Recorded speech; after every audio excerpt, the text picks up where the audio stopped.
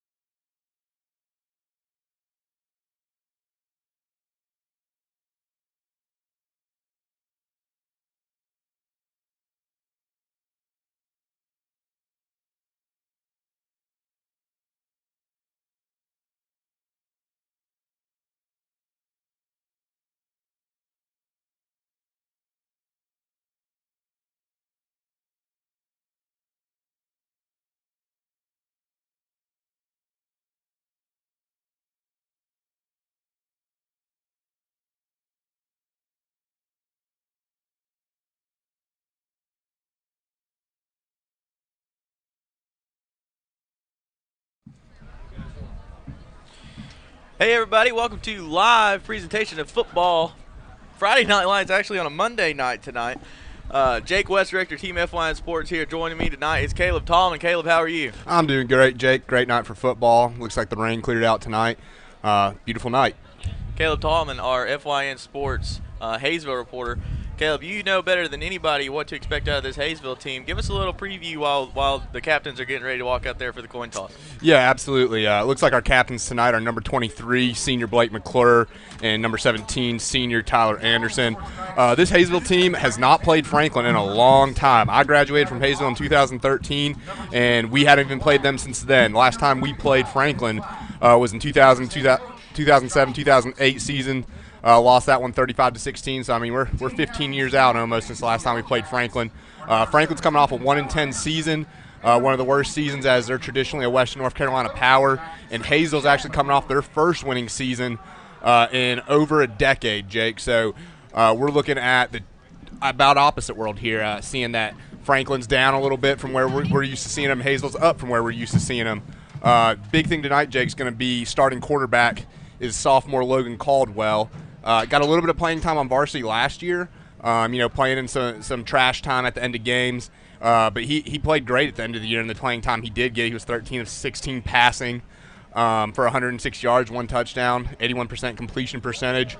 So a lot of weight's going to be on his shoulders as Hayesville's kind of running that air raid spread with a little bit of read option in it. And so a lot of the weight of the offense is going to sit on Logan Caldwell's shoulders. Can he make the right reads? And more importantly, can he spring senior running back Blake Mcclure? He's a preferred walk-on at next year. So he's playing in his final high school football season. He's coming off one of the best seasons statistically that a Hayesville running back's ever had. He rushed for 1,400 yards, 120 yards a game, 10 yards a carry, had 16 touchdowns. He was also the leading receiver on the team. And so between the reads in the backfield between Blake Mcclure and Logan Caldwell, that'll set the pace for the Hayesville offense tonight. Talked to head coach Josh Brooks at Franklin this morning. He said Franklin is going to be running an offset I, 2 running backs. Tight end is going to be their base formation. They will be 90% run if he says that's if things go according to plan. Defensively, they're going to run a 3-4 and use multiple fronts. He said the big thing that hurt his team last year, which is not typical for a Franklin team, is they turned the ball over in a lot of spots. And they also did not limit big plays defensively. And so he felt like every single time his offense got going, that his team would either turn the ball over, and he feel like his team would play great defense and hold teams up, and then just all of a sudden, bam, 80-yard play. And so they're bringing back a kid that took over their quarterback position halfway through the year last year. That is junior quarterback Chris McGuire. He'll be running the offense for Franklin tonight. The rumor on the streets is that they're starting fullbacks out tonight, recovering from a basketball injury, and so we're not quite sure what the go-to in their offense is going to be tonight. But we're looking for a pretty good game. What do you think, Jake? Yeah, I mean, like you said, it's like bizarro world with Franklin being down, and no slight to Hayesville, but they've struggled in the past couple years. But last year I was really impressed with what Coach Mcclure was able to do with his kids. And you mentioned his son Blake Mcclure, Blake, our co-preseason player of the year at FYN Sports. So I expect to see a lot of big things out of 23. As you said, just looking at him from up here, you can tell he's not going to be the fastest kid on the field, but he's a smaller back who's more elusive, and even though he is smaller, he can run right through you. So I expect to see him play with a lot of tenacity, and expect this Hayesville team to come out fired up, knowing that Coach McClure is definitely building something. Absolutely, and just as we're taking a look at the field, I know the fans can see it here. It's a little odd. I'm used to seeing coin flips at half field. The ref's getting his running in pregame here, running back and forth for the coin flip. It's a little different as we're here in COVID season, isn't it, Jake? Yeah, I think they'll bring one captain to the center field and do the coin flip with one guy. At least that's the way they did it Friday night. All right. Yeah, and look for Hayesville tonight. Obviously, Blake McClure is going to be their go-to. The one thing I do worry about for Hayesville tonight is you're going to see a lot of Hayesville kids going both ways. I know they've even got a couple of freshmen starting tonight, maybe even some freshmen that are going to be playing both ways a lot. Obviously, Blake McClure is going to be starting at linebacker and running back. You have kids like Ethan Taylor, who's a preseason offensive lineman, all-conference selection by FYN Sports. You'll see him starting not only at offensive guard, but he'll be starting at middle linebacker as well. And the biggest difference as we look at these two teams left or right on the field, Jake, is when you look at the left end of the field and you see Franklin, you see a roster, I'm guessing probably around 40 kids or so. And then you're looking towards the right and you see the Hayesville team and you're seeing about 25 kids or so. Hayesville's going to have a lot of kids going both ways. You got to have a lot of kids not only having to play offense, defense, special teams as well. Can Hayesville hold up? I know they're just coming off a long playoff run in basketball. Franklin's basketball team didn't make the playoffs, and so they've had a little more preseason than Hayesville has had in football. Looks like Hayesville is going to win the toss and elect to receive. So this Yellow Jacket football season is going to start out with their offense on the field. We'll stop talking here for a minute and let you hear the sounds of the game, and we'll go through the national anthem and all of that.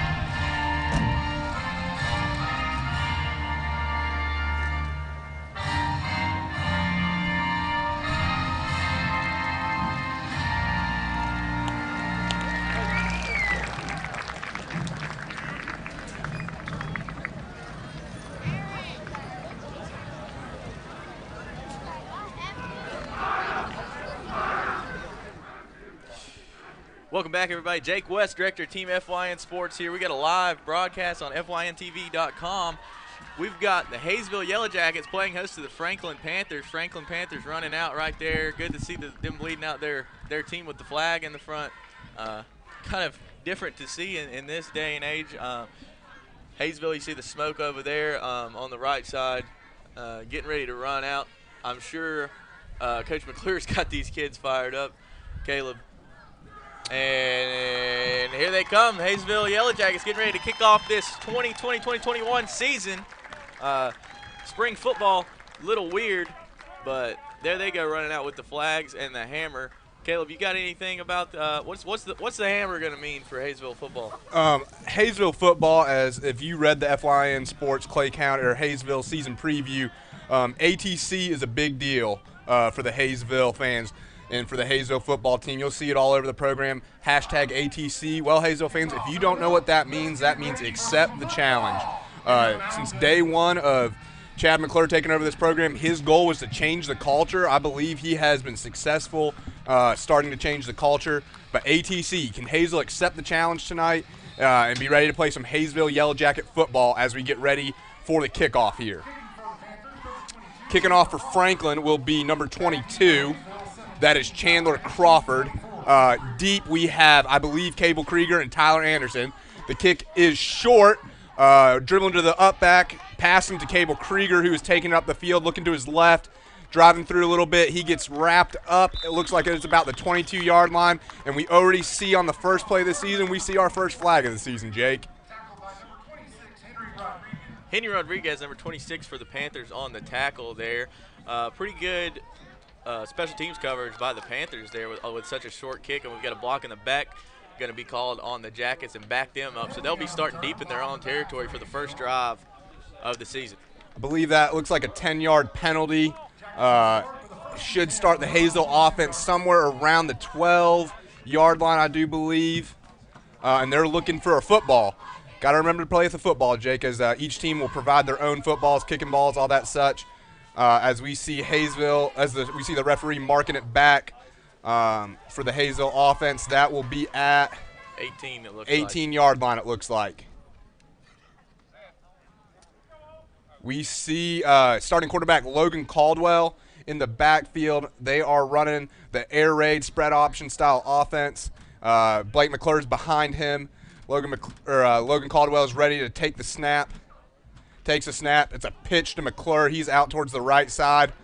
Good first run of the season for Mcclure. It looks like he got about 7 yards on that carry, Jake. McClure runs over number 2 from Franklin, Chris McGuire, the junior 152-pounder cornerback and quarterback. Just runs him over straight out of the gate. 152 pounds is nothing for McClure when he's got a full head of steam coming down the field. Absolutely. I don't think Josh Brooks, head coach for Franklin, wants to see his cornerback and starting quarterback having to make those big tackles already.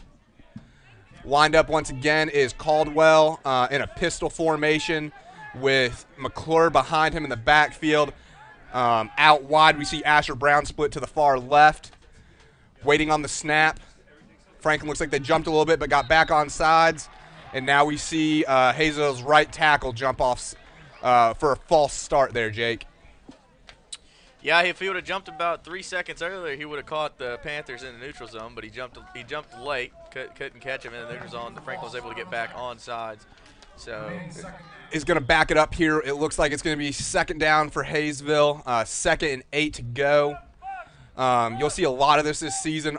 There is not wide receivers or quarterbacks coming back and forth to get plays. Rather, you'll see head coach McClure be calling in plays from the sidelines of hand motions and different signals. Got 23 seconds left on the play clock, plenty of time as they're looking to make some reads. Caldwell's back there talking to McClure. Clock is running. 2nd and 8 after the penalty. Caldwell in the shotgun. Caldwell rolls out to his left, looks to make a throw. It is over, almost intercepted there by number 7. Stiles from Franklin, almost able to make a big play on that pass. Pass kind of sailed on Hayesville quarterback there, Crawford. Yeah, that's a tough pass right there. Rolling out to his left, throwing crossbody. He sailed that over the receiver just a little bit, and it hit right in the chest of Kellen Stiles, who's gifting one to Hayesville right there as they now still have a chance to pick up a first down. 3rd and 8 here, 10:50 left on the clock in the first quarter. Can't say enough about Caldwell, though, coming in, starting as a sophomore. I would expect to see him as the years go by, and his senior year, he's going to be a force to be reckoned with. Bad snap, handoff left side, get about 5 yards. Going to be a 4th and 4. I'm not sure. I wasn't able to watch Hayesville a lot, only when they played Murphy last year. Well, I was going to ask you if McClure was as aggressive enough to go for it here, but obviously they sent out the punt team. Yeah, and well, one of the things to see here, Jake, is star running back Blake Mcclure is also a stud of a punter. He was the FYN Sports preseason all-conference punter. He was also all-West North Carolina punter. So always be prepared for the fake, as I bet they're going to rugby style this out to the right. Always going to keep teams honest. The snap's a little deep. McClure corrals it. What a play, and it's blocked. And it's going to go out of bounds at about the 25, it looks like. What a play by the Panthers special teams there, as McClure was able to handle the bad snap but couldn't get it down soon enough to get the kickoff cleanly. Yeah, you wonder there if he catches that snap cleanly. We know McClure is one of the better punters in all of Western North Carolina, and could have booted one deep, got a little better field position, but it's a big early play by the Franklin Panthers. Couldn't see who got a mid on that ball right there, but it is setting Franklin up in prime position as they are 1st and 10, it looks like, at the Hayesville 26 or so. Chris McGuire, number 2, starting quarterback for the Panthers. Number 35, Evan Klatt, their fullback, going to be in the back, joining him in the backfield. Evan Klatt is the leading returning rusher for Franklin coming into the game. Or he was a leading returning rusher from last season. Look for him to carry a big load on offense tonight as he takes the first carry. But he is going nowhere as he is tackled at the line. I believe that is number 7 for Hayesville, Kyle Lunsford. He plays an outside linebacker, hybrid defensive end position. He was a FYN Sports preseason all-conference pick, showing why right there as he made a tackle for, looks like they got about a half-yard gain there, but good first positive play for Hayesville. Hayesville's defense really going to have to buckle down after their special teams put them in a bad spot here with Franklin having the ball on Hayesville's 25-yard line. You see McGuire there with the cadence trying to get Hayesville to jump, but he could not get him. He takes the snap, pitches it back to Klatt. Klatt's got a little room to run, but he's tackled down at the 20-yard line for Hayesville. Tackle made by number 17 for Hayesville, Tyler Anderson. Coming down from outside linebacker there, position for Anderson. We got a big third down play coming up here, Jake, as Franklin's just on the edge of the red zone. It's going to be 3rd and 4 at the Hayesville 20. I don't believe Franklin has a kicker with a distance for this after watching their warm-ups. They only attempted 1 field goal as a team last year. So they're looking to push this through and trying to get a first down. And Hayesville's looking for a big stop here as McGuire's under center, getting ready to take the snap. He fakes, motions out to the left. Got a man wide open and hits number 11, Grant Adams. That's good enough for a first down. It's going to be 1st and goal from about the 6-yard line as the Panthers taking advantage of this great field position that they were given by the Jackets. You know, Jake, I wonder there if Franklin almost caught Hayesville out of position as Franklin's quarterback, Chris McGuire, is a lefty. And so as he rolled out to the left, that's his natural throwing side. And he hit his wide receiver in stride, perfect ball, good catch, and it is 1st down Panthers at the Hayesville 6. Seems like whatever sport it is, Jake, lefties always kind of mess people up just a little bit. McGuire's back under center, takes the snap. He pitches the Klatt going left. He's got a little bit of room, and he's at the goal line. It is touchdown Franklin. Panthers strike first in this one. Take a 6-0 lead in the first with 8:29 left to go here in the quarter. That was all thanks to the stellar special teams play with that line being able to get a push, and also thanks to that bad snap from Hayesville's long snapper almost going over the head of Mcclure, but Mcclure was able to minimize the damage, at least corralling that snap and getting somewhat of a punt off. Franklin started this drive at Hayesville's 25. They look to tackle on the extra point here. That is number 22, Chandler Crawford. He paused a little bit there as the snap wasn't perfect, but their holder was still able to get it down, and he knocked it through. So it is going to be 7-0 Franklin, and Hayesville's getting ready to receive the kick. While there's a break in the action, we'll take a quick break. Jake West, Director, Team FYN Sports, joined by Caleb Tallman, bringing you this FYNTV.com production of live Hayesville versus Franklin football.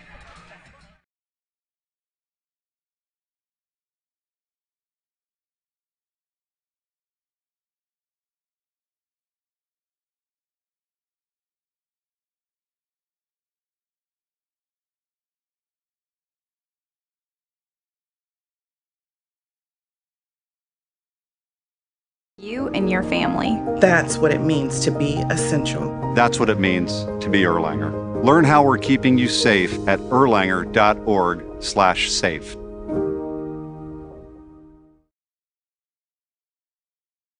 Circuit World has 9-piece living room packages at incredible prices. Get this stylish sofa and love seat, 3 tables. Jake West, Director of Team FYN Sports, here. Joining me tonight is Caleb Tallman. Caleb, our FYN Sports Hayesville reporter. He'll be bringing you live announcing at all of our Hayesville home games. They will all be live on FYNTV.com and our Fetch Your News YouTube page. Caleb, Panthers able to jump out to an early lead thanks to some good play by their defense, stopping Hayesville on their first drive, and also a blocked punt, setting them up with only 25 yards to go into the end zone. Chandler Crawford kicks off deep. Cable Krieger to receive as he looks out towards his left, and he is wrapped up quick there by the Panthers. Took about 3 or 4 different tacklers to take him down, but it looks like number 25 for Franklin there, Braden Cody, makes the stop. Hayesville will be set up, it looks like about the 29-yard line for the Yellow Jackets. Hayesville looking on this drive, Jake, just execute a little bit better, you know, no false starts, good snaps, that kind of stuff. Hayesville's offense had positive output if it wasn't for the false start penalty and a block in the back penalty on their first opening kickoff return that just set them back a little bit. Better starting field position on this drive. Listen, if I'm the Yellow Jackets right here, I give the ball to my bell cow in Blake Mcclure and make Franklin come up and stop the run, and then I try to put the ball in the air, not the other way around. Caldwell takes the snap. They will put it in the air, though. Big hit coming downhill. Looked like number 35 from Franklin, Evan Klatt. Klatt, the fullback and linebacker, coming in, laid a big hit, but it is a Panther that is shaken up. Number 80 for the Panthers looks like he's on the ground. Number 80, Bradley Stiles, the junior tight end and defensive end for the Panthers, is on the turf. We'll take a quick injury timeout, let you hear from our sponsors. We'll be right back. Circuit World has 9-piece living room packages at incredible prices. Get this stylish sofa and love seat, 3 tables, 2 lamps, 43-inch 4K TV, and stand, all for only $1699.99 or $129.99 a month. Or get this 9-piece living room and reclining sofa and reclining love seat, now only $1999.99 or $149.99 a month. These packages are amazing. Stop in today at one of our 5 locations and get the furniture you've always wanted at Circuit World.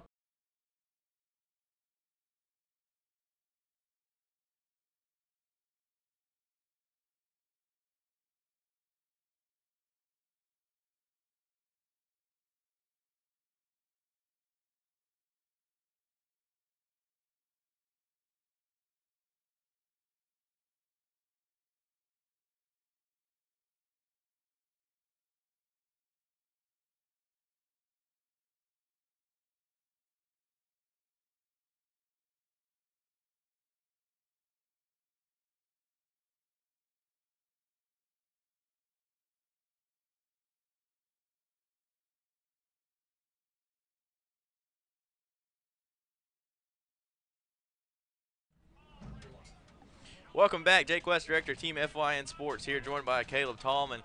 Caleb, we saw a Franklin Panther injured on that play.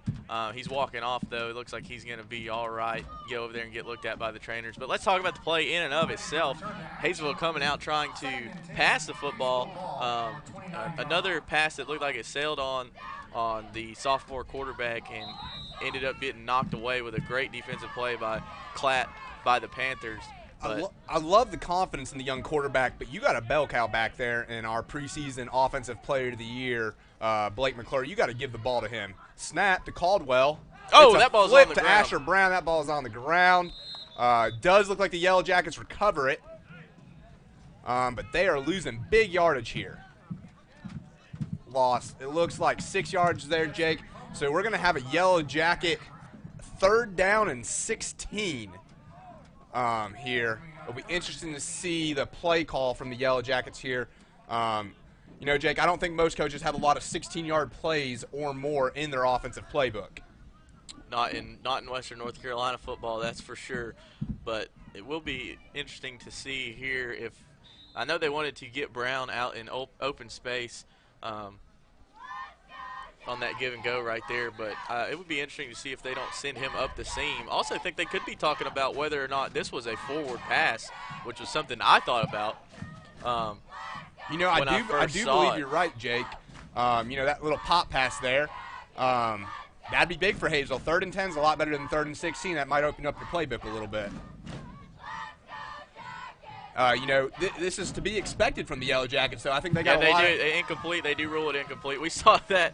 The only reason I know about that is when Patrick Mahomes came in and took the NFL by storm, he kind of patented that pop pass to someone like Tyreek Hill. I think that's what the Jackets were going for right there, but they were unable to get the handoff or the pass off.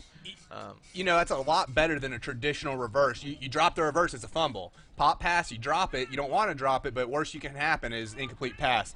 Caldwell's back here to take the snap, 3rd and 10 for the Jackets. Mcclure joins him in the backfield. You see Caldwell roll out to his right, looking for his receiver. Franklin is all over Caldwell. Making something happen with his legs. Caldwell coming up the left side. To the left. Oh, and if he would have just cut that up there at the end, Jake, Caldwell's going to fall a couple of yards short. You know, you see from the young quarterback there, he may have not known exactly where he was at on the field. He was looking to make a big play bigger. But if he would have cut that up there at the end, I think he would have got the 1st down. Yeah, you got to go north to south, not east to west. And we see decision time here for the Jackets. It looks like they're going to bring out the punt team. You know, that's 4th and 3 from your own 36-yard line. That's kind of, you know, how aggressive do you want to be? But they're going to bring out the punt team early in the game here, early in the season. Let's hope for a better snap here as Mcclure is back to take the snap at punter for the Yellow Jackets. When you got a punter like Mcclure, punting is not always a bad thing. Obviously, it was on the first try. But another high snap sails over his head. McClure's just going to have to fall on it. He's going to try to pick it up, and it hits 57 in the chest. 57 of the Panthers, falls on it for a touchdown, it looks like. And catastrophe has happened here in Hayesville as the Panthers take a 13-0 lead with 7:05 left, all thanks to their special teams. Exactly there, Jake. And, you know, credit to the Panthers for executing and finishing the play there. But hate to say it for Hayesville, though, but that's a couple of bad snaps there from their long snapper as they're breaking in a new long snapper this year. You know, you think if you get those snaps back to Blake Mcclure, he flips the field position, maybe Panthers start on their 20, 25-yard line, and you're not in a bad position here. And all of a sudden, if you're Hayesville, you're finding yourself in a position you did not want to be in. All of a sudden, you turn around, look up, you're barely halfway through the first quarter here, and it's 13-0 Franklin as they're looking to put through the extra point. Now I think we just talked about Mcclure being a weapon. I don't think you're going to be able to use him in the punting game because you can't trust your long snapper. 2 snaps in a row way over his head. I think you're just going to – Coach McClure's just going to have to start thinking things over, mulling it over about going for it if he does find himself in another 4th down situation. 14-0 Panthers over Jackets here. We're live on FYNTV.com here in Hayesville for the Hayesville home opener. We'll take a break and be right back as Hayesville will receive this kickoff down 14-0. Circuit World has 9-piece living room packages at incredible prices. Get this stylish sofa and love seat, 3 tables, 2 lamps, 43-inch 4K TV, and stand, all for only $1699.99 or $129.99 a month. Or get this 9-piece living room and reclining sofa and reclining love seat, now only $1999.99 or $149.99 a month. These packages are amazing. Stop in today at one of our 5 locations and get the furniture you've always wanted at Circuit World.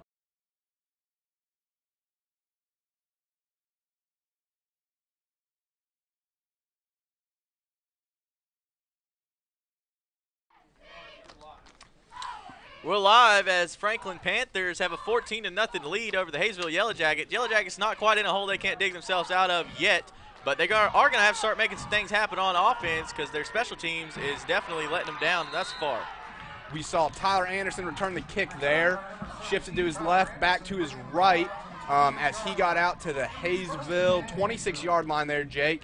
I'd look for Hayes on this offensive series, as you and I discussed. You got a bell cow back there who's got 2 carries coming into the 3rd offensive possession. If I'm the Yellow Jackets right here, I'm going to give it to Blake Mcclure and say, Franklin, can you stop him? But we'll see what the Yellow Jackets do here coming out on offense. Yeah, Hayesville's just got to settle in and try not to get too cute here. I know you're trying to run like a spread option type offense, but sometimes just pound the rock. Caldwell's back to take the snap in the pistol formation with McClure directly behind them. He's going to hand it off to McClure, who gets hit in the backfield but shakes off a tackler, shakes off another tackler. Gets a 2-yard run there, though. You look for McClure there. You want to get those tacklers off of him in the backfield, try to give him a little more space. Yeah, but see, that's what I mean. At least. I mean, he got hit right at the line of scrimmage, but you're gaining something. Yeah, I mean, an incomplete pass, you gain nothing. You just lose it down. Put the ball in McClure's hands. Our offensive player of the year. I mean, 3 yards in a cloud of dust on every play will work. We see a split back formation in shotgun with Caldwell to take the snap. McClure to his right, Lunsford to his left, fakes right, hands it to McClure. McClure gets to the outside, puts a stiff arm, but great open field tackle there by number 35 for the Franklin Panthers. That is Evan Klatt, also their starting fullback / tailback. Looks like McClure had a little bit of daylight there, but man, what a great open field tackle there by Franklin. 35 and 11, Grant Adams, the junior cornerback, able to make that tackle there for the Panthers. Jackets look to the sideline looking for a play from head coach Chad McClure. We have a 3rd down here. It looks like a 3rd and a long 2. Like we were talking about, Jake, 3rd and long 2. I give it to McClure and let him carry a couple of tacklers, get you a 1st down, fresh set of downs. 1st down for Hayesville would be big right here. It looks like we got a timeout on the field. Hayesville's going to take a timeout with 5:14 left here in the 1st quarter. They trail 14-0 as the Panthers have come in and made some noise early. But as we talked about, Caleb, been a long time since football.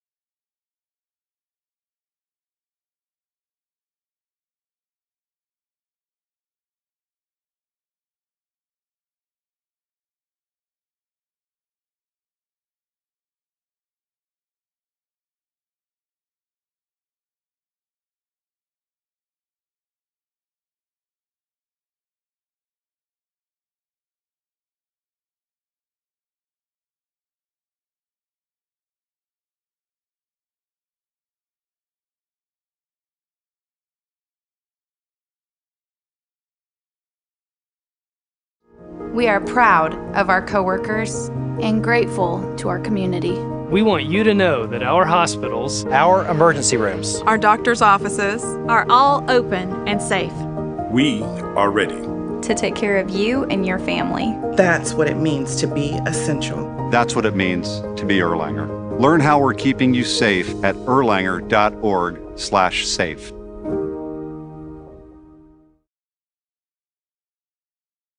Circuit World has 9. We are back here, Team FYN Sports on FYNTV.com. Big third down here for Hayesville. Caldwell in the backfield. Hands off to number 23, Blake Mcclure, who's got the first step. No, he gets hit short of the line to gain. Ball comes out, but I believe they're saying he was down by contact. And now we have a 4th and 1 for Hayesville. It is decision time. I think if you're head coach Chad Mcclure here, you got to go for it. You're already down 14-0. You need to show that you have confidence in your young offense. But this is a big play. It does look like the offense is going to stay out here. But what you don't want to see is after a big hit and a hard smack on that cold turf, Mcclure is coming out. And so now you're 4th and 1 trying to figure out what you want to do as a team here, Jake. Yeah, big hit. Mcclure was lucky his knee was down. That could have been even worse for the Jackets coming out there. But like you said, short line to gain here, but Mcclure is out. So what do you think as our Hayesville reporter, all things Yellow Jackets, what's going to be the play call here? You know, if I was head coach Chad Mcclure, I would give it to Kyle Lunsford. Big back. He's your power back this year. Let him drive those legs. Get him 1 yard. You can't get 1 yard. What are you trying to do here? So when you look for Hayesville, ATC, accept the challenge. See, timeout Yellow Jackets. Have burned their second timeout here in the first quarter, but it's a big play for the Yellow Jackets here, Jake. Yeah, 2 timeouts early in the first quarter is never good. 4:05 left here in the first quarter. Jackets trail 14-0. We'll take a break. We'll be right back. Circuit World has 9-piece living room packages at incredible prices. Get this stylish sofa and love seat, 3 tables, 2 lamps, 43-inch 4K TV, and stand, all for only $1699.99 or $129.99 a month. Or get this 9-piece living room and reclining sofa and reclining love seat, now only $1999.99 or $149.99 a month. These packages are amazing. Stop in today at one of our 5 locations and get the furniture you've always wanted at Circuit World.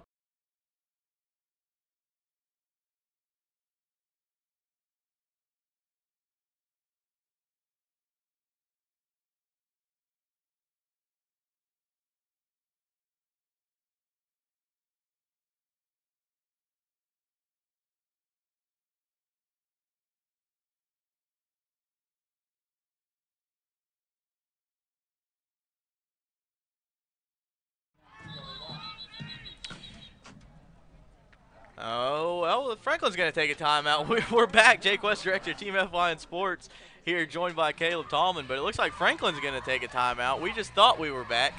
But we'll take another short break as Franklin wants to talk this one over. This is a game changer, this short 4th down here. Also worth noting, Blake Mcclure, our Offensive Player of the Year, Smoky Mountain Conference Offensive Player of the Year, is on the sidelines getting his elbow looked at, and he looks like he's in a lot of pain. We'll take a quick break. We'll be right back.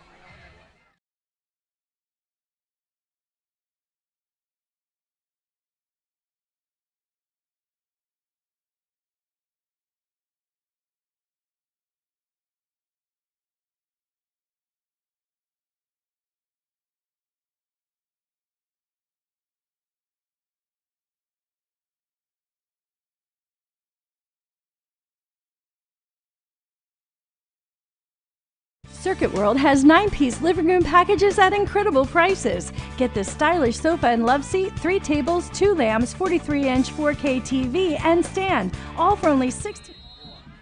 This is Caleb Tallman back with FYN Sports here of Jake West. Hazel's got a big 4th down here. Logan Caldwell in the backfield. Bad snap. Ooh, and they look like they fall on it, but not that it's going to matter there, Jake, because either way, recovered by either team, it's going to be Franklin ball setting up at Hayesville's 30-yard line. Yeah, just nothing doing there for Hayesville. I mean, you can't snap the ball. First thing you got to do to start a play on offense is snap the ball, and obviously they have not been able to do that thus far. Not even sure what to think about Hayesville's offense just because we haven't been able to see a lot out of them. No, and I'm not even know what to think about Franklin. Is, you know, I'll give Franklin credit because they are taking advantage of what Hazel's having to give them, but they've not had to work real hard for it. As we see the Panthers set up under center, number 2, that is Chris McGuire looking to take the snap, pre-snap motion, hand off to Klatt. Klatt's got room to run. He drives ahead for what looks like about 9 or 10 yards there, Jake. Yeah, you mentioned not knowing what to think about Franklin. I'm sure there's Murphy Bulldog fans and coaches watching this to try and get to a feel about what to think about these Panthers on Friday, and I'm sure that they don't know what to plan for because they haven't been able to see Franklin's offense do much of anything. I mean, they've only had to go 30 yards tops with the football on offense to be able to score. So this will be the longest drive of the game if they're able to punch it in here, as they recovered a punt, a bad snap in the end zone. Did look like they got the first down there, Jake, as they gave it to him. So big 10-yard run on first down by Klatt there for the Panthers. McGuire lines up under center, looking to the sidelines, getting ready to take the snap, snaps the ball. Handoff to the fullback. He gets hit in the backfield there, but drives ahead for 2 yards. That tackle was made by, it looks like, William Wimpy for the Hayesville Yellow Jackets.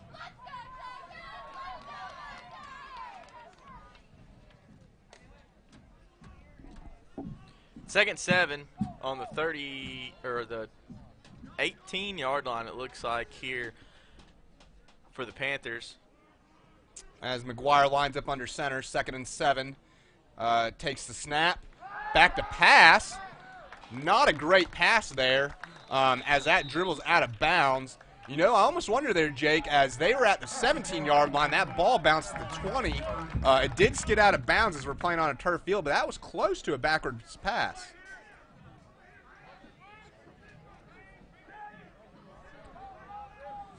Refs talk it over and do decide that it was forward, so the ball will stay at the 17. 3rd and 7 for the Panthers. They're going to go under center again, it looks like. Got to think Klatt's getting this one is going to come downhill hard. Pre-snap motion as McGuire gets ready to takes a snap, hands off to Klatt, who shuffles around, looks for room, and, man, he drives his legs real hard there, Jake. It's going to be close as he gets all the way down to, it looks like, the 11-yard line, 11, 12-yard line. Good spot there for Hayesville, though. As they said, his knee down was early. It looks like it's going to be a 4th and 2 from the Hayesville 12-yard line, with the 10-yard line being the yard to gain. Hate to say in the first quarter, but this is a really big play right here, Jake. Yeah, it is. This could define the game right here. Hayesville's got to step up and make a stop here. Ooh, big push, and it looks like the second surge got him across the line to gain, and it'll be goal to go for the Panthers, I do believe. Great play call there, Jake, from head coach Josh Brooks. We saw the backfield empty out at the last second, and that kind of got Hayesville defenders looking up, saying what's going to happen. And then just as they're looking up, McGuire takes a snap, gets behind his big offensive line, and just drives ahead for 2 or 3 yards, picks up the first down, as we are now goal to go from the 9-yard line. McGuire is in the pistol, getting ready to take the snap for Franklin. Takes a snap, hands off on a counter to Klatt. Oh, what blocking. Great block there as Klatt. Ball comes out, but they are going to rule him down as Klatt had a trucking lane going through there towards the Hayesville goal line, but gets tackled just short of the goal line. And it looks like Panthers are content to let things run out here in the first quarter as they lead 14-0 over Hayesville. We'll take a quick quarter break, and we'll be back, and we'll talk over what Hayesville needs to do to get things going here in the second quarter when we come back.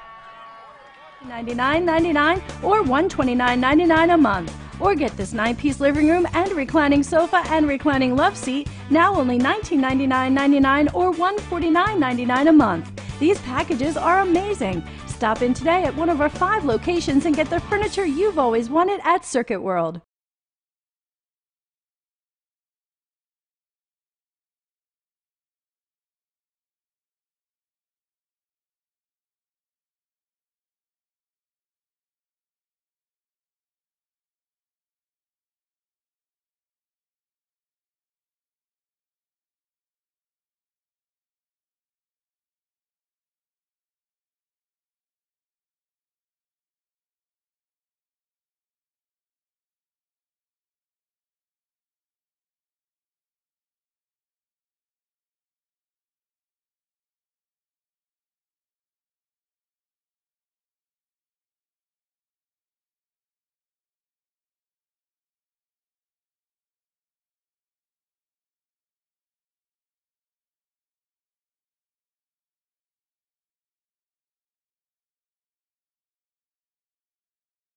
Circuit World has 9-piece living room packages at incredible prices. Get this stylish sofa and love seat, 3 tables, 2 lambs, 43. Welcome back, Jake West, Director of Team FYN Sports here, and Franklin punches that one in coming out of the break. They were only, I think they were on the 2-yard line. So they'll take a 20-0 lead with 11:57 left here in the half. Starting things out pretty good are the Panthers as they look to go 21-0. Hayesville has got to settle in on offense if they want any chance of climbing back into this game, Caleb. You know, Jake, as we see Crawford back ready to take the kick, he kicks it, and it looks like it is blocked by Hayesville, so it's going to stay 20-0. But, you know, I wonder here, Jake, Hayesville had a long run in the basketball playoffs, had an undefeated basketball team.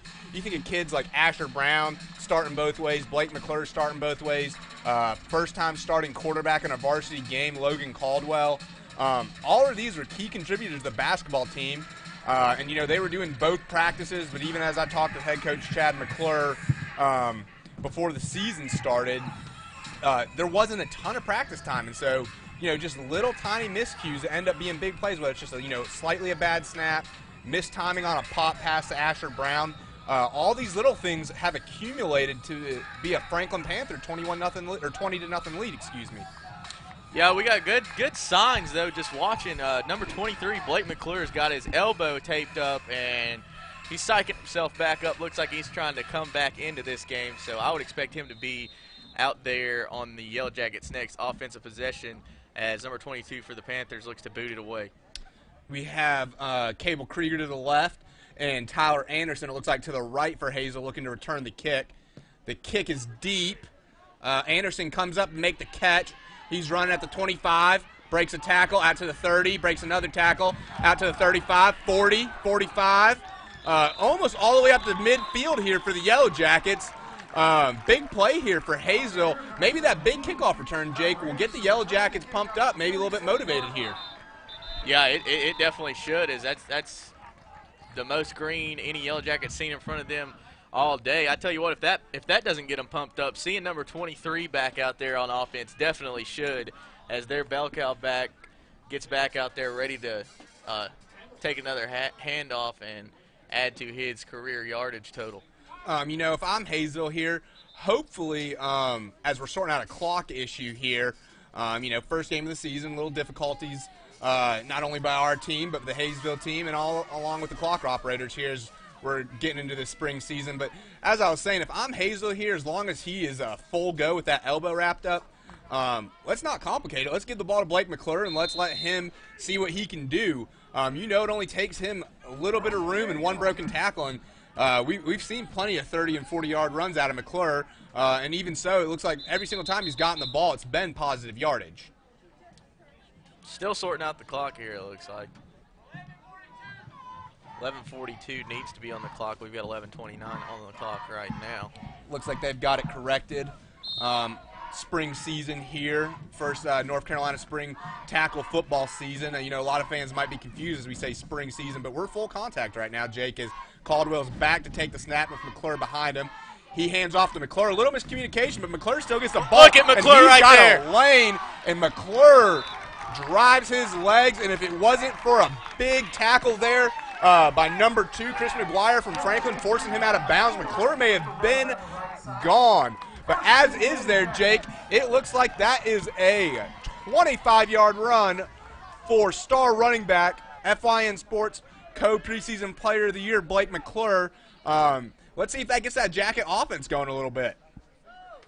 Yeah, I mean, that's what we've talked about all day, and I'm pretty sure that's what fans expected to see coming into this one. I mean, give the ball to Mr. Mcclure. Let him run that thing. And if it wasn't for a few miscommunications, I understand early Chad Mcclure wanted to give confidence to a young quarterback. But now that your backs are up against the wall, you got to go with what brought you here, Jake. As the snap back to Caldwell, handoff to Mcclure. Once again, not a huge play, but positive yardage as Mcclure runs out for 5 yards. Good blocking by the Hayesville front there. Yeah, Caleb, let's give a nod to the Hayesville offensive line. Blake Mcclure wouldn't be able to have a career like he has had if it wasn't for who he was running behind. And the Hayesville offensive line right now is on the past 2 plays at least creating enough of a lane for him to get some positive yardage. And that Hayesville offensive line is well coached. You got a former NFL player and Frank Leatherwood combining with a star former Hayesville player and college player Tyler Ledford coaching that line. As Caldwell takes snap, it's a fumble. Bad handoff here. I don't know who got the ball, Jake. It looks like they're wrestling for it as Mcclure and number 12 for Franklin, Davis Anders, are fighting for the ball. It's going to be an interesting decision here to see who the refs decide who's got the ball. Still no signal here out of the Zebra crew. They're talking about it here, but that's one of those things as a refereeing crew. You got to make a signal, then discuss, as we're waiting here, and you got both teams, as they did call it, Hayesville ball. Both teams were pointing saying it's our ball, but they will give it to Hayesville. Just another miscommunication there by Mcclure and Caldwell in the backfield. Mcclure went left, Caldwell turned to snap right, and they still tried to make the handoff, and it just dribbled out in front of them. I mean, honestly, even though positive yardage, big play there by Mcclure to get the ball back. Yeah, for sure. That's one of those things you're going to get with a sophomore quarterback, maybe turning the wrong way on a handoff, or just not really shoving it into his running back's gut as he should. But spring season is going to be a learning season for a lot of us, Caleb, including these players out here. An interesting thing to mention, Jake, just as we saw in basketball, even though it's hard to see in football, it's got to affect these players out there wearing masks as well underneath their helmets. As we see Caldwell back to take the snap, 3rd and 5. He's going to hand off to Mcclure. McClure's got some daylight out to the right. He's out to the 20, lowers his shoulder, gets all the way out to the 16. That's going to be a Hayesville first down. That was a big-time block there out of Kyle Lunsford for Hayesville, creating that lane for Mcclure, letting him seal the right edge and get one of the few Yellow Jacket first downs. But they are rolling this drive for sure. They've got the Panthers defense on their heels, trying to punch something in here, get a little momentum on their side. And it's still not perfect. The snaps haven't been great. There's been some miscommunications in the backfield. But as we said, get the ball in the hands of Mcclure, and good things are going to happen. Caldwell back in shotgun, takes the snap, hands off to, I believe, Kyle Lunsford. He's got daylight. He's down. That is a touchdown, Yellow Jackets. 18-yard run there by big sophomore Kyle Lunsford. Backfield's going to be in good hands even after Mcclure leaves when you've got a sophomore like Lunsford back there. And there's the fireworks show we've been waiting on. Yellow Jackets trying to tack on the extra point here and make it 20-7 as they get the Big Mo on their side, punching one in from about 18 yards out on the back of sophomore running back Kyle Lunsford. Two things there, Jake. First, we saw Kyle Lunsford get the ball there. It looked like the whole Franklin defense was looking for Blake Mcclure to get the ball there. A little misdirection, and then, man, did Ethan Taylor preseason FYN Sports all-conference selection opened up a running lane. Lunsford got behind him, and he took it all the way home.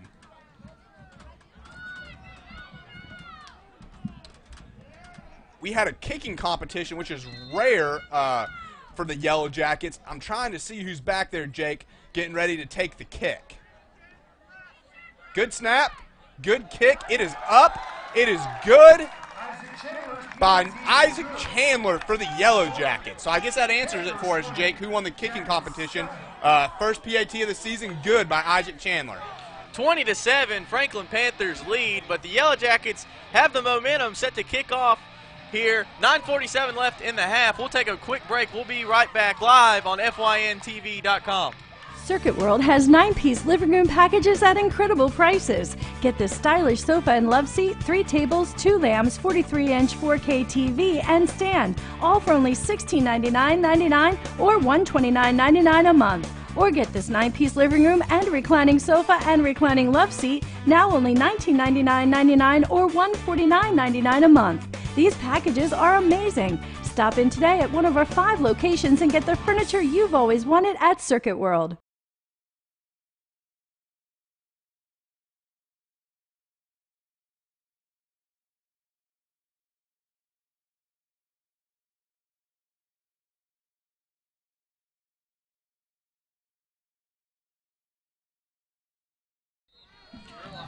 Welcome back. Jake West, Director, Team FYN Sports here. Hayesville kicks it off. Kick goes to about the 20-yard line. Isaac Chandler on the kick. Oh, and Franklin's got a lane. Big tackle there by number 17, Tyler Anderson, for Hayesville, as the quarterback for Franklin, Chris McGuire, takes back the kick there. He had one man to beat, and he would have been gone. So that's a big tackle there by Tyler Anderson for Hayesville, but an even bigger return there for Franklin, as they're going to set their offense up at the Hayesville 44. You know, football is a game of field position, and right now, Jake, Franklin's winning that field position battle due to some bad snaps and other things as they start off the ball here at the 44. Number 2, Chris McGuire, under center, takes the snap, hands back to Klatt, who's met in the backfield, but once again drives his legs. Looks like he gets 2 yards there, tackled by number 35 for Hayesville, who we don't have a number for, Jake. It was actually 35, Klatt on the run. Not sure who made the tackle there. But as you said, Klatt always falling forward, trying to get some positive yards out of it. But you can tell this Hayesville defense only giving up 2 yards on that play. They're coming out fired up after seeing Mcclure back on the field and Lunsford run one in and finally break that goose egg on the scoreboard. McGuire back under center with a fullback and a tailback behind him. Pre-snap motion. He fakes, rolls out to his left. He's got a wide-open wide receiver, number 15 for the Franklin Panthers, Ty Handley on the catch. What a pitch and catch there. 15 was left alone on an island, and his quarterback hit him in stride. You know, you see Klatt there, who got a lot of carries early. Great play action there with McGuire rolling out to the left, and that's as simple as being in your backyard, Jake. There, just flip it to your wide-open wide receiver and let him do the work. First down, Panthers at the Hayesville 46. Panthers looking to their sideline for a play, and they will line up. Looks like they're going to go under center. Franklin head coach is going to take a timeout. He wants to talk things over. He's not happy, but Franklin does have the football, and they are marching down the field as they are in Hayesville territory. They lead 20-7 over the Yellow Jackets with 8:21 left here in the half. We'll take a quick break as you're watching a Team FYN Sports production of live Hayesville versus Franklin football on FYNTV.com.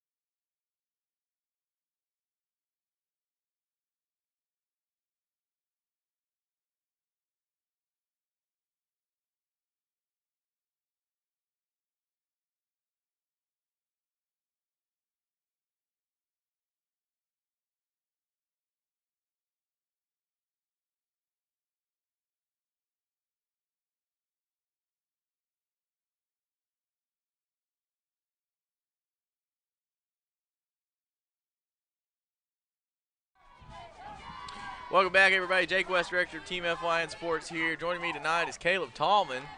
Panthers take the snap out of the shotgun, and it's going to be a quarterback sneak trying to make something happen with his legs, and it's going to gain about 6 yards, it looks like, as the Panthers offense is rolling right now. Yeah, I mean, they've got some great misdirection going, Jake, as we see, fakes to the running back. That's the first time we see Mcclure run it all night. They've got the Hayesville offense off balance, and if you're head coach Josh Brooks for Franklin right now, you absolutely have to think that you're play calling right off your play sheet with the way you plan to do it coming in tonight. We see Mcclure get under center, clap behind him with a tailback deep, takes the snap, handoff to, I believe that is Klatt once again. He runs all the way out, and he gets the first down at the Hayesville 34. Klatt, the senior, they don't have him listed, but he looks like a ton to bring down out there. Not an overly big guy, but when he's moving, he looks like a sack of bricks. Yeah, just driving the legs hard. Like we've said all night, he falls forward, and sometimes that's all you got to do. We see Mcclure get back under center. Klatt is deep, pre-snap motion. He fakes it. They're going to take a deep shot. What a Is duck. the ball there? Oh, he comes back and makes a play. That is caught by number 30 for Franklin. Not a great pass, but that is a great catch there. We don't have number 30 on Franklin's roster, but whoever that is, that young man just made a great play. Keegan Pollock is the wideout for the Panthers. He came back and made that play, and you're right, what a play it was. As I thought Hayesville was going to have a chance to pick that off. Yeah, I mean, that was simply a jump ball, and he came down with it. Now we see the Panthers line up at the Hayesville 3. Mcclure under center, pre-snap motion. He hands off to Klatt, who's driving towards the end zone, but he will not get there as the Yellow Jackets team tackled there. But he is going to be down right there at the half-yard line, Jake.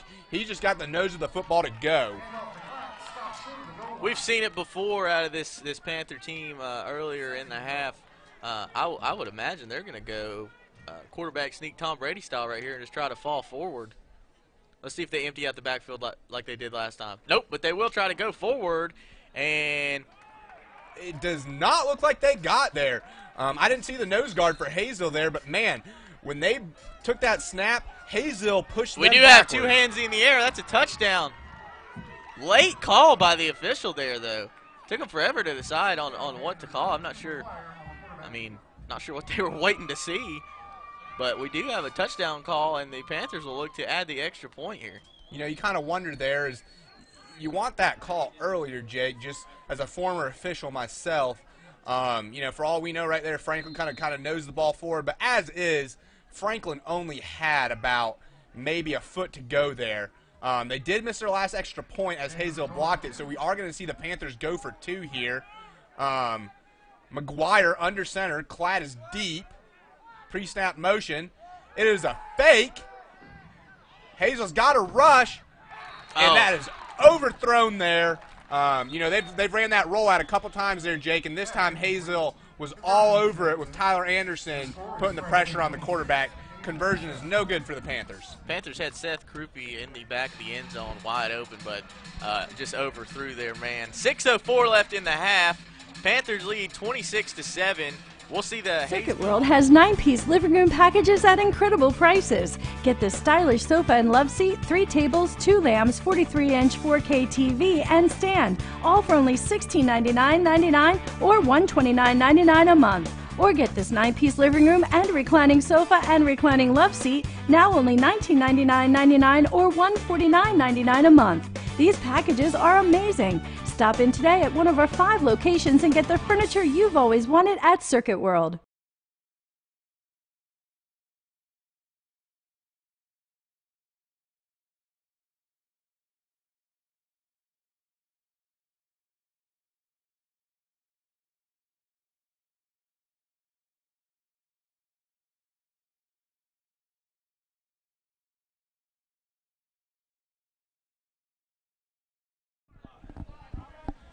Welcome back, everybody. Live football here on a Monday night, presented by Team FYN Sports on FYNTV.com. Short pooch kick here. Jackets fall on it, so there'll be no return there. They will have good start and field position here for their drive. That's a smart play there by Lunsford. You can obviously tell Franklin was looking to turn this game on its head with a little pooch kick there. The kicker probably kicked it a little deeper than they were looking for. Almost, not quite a surprise onside, but, they were definitely looking to get the ball there. But Kyle Lunsford falls on it for Hayesville. Now they're going to have good starting field position at their own 37. Confusion on the Hayesville offense back here. We got 4 or 5 guys in the backfield, but they're getting settled. 15 seconds left on the play clock. Caldwell looks to take the snap and shotgun. Pre-snap motion. It's going to be a pop pass to Anderson. And he carries it forward for 5 yards there. Tyler Anderson on the pop pass. I said carry there, Jake, but as you reminded me earlier, that is a reception in today's day and age of football.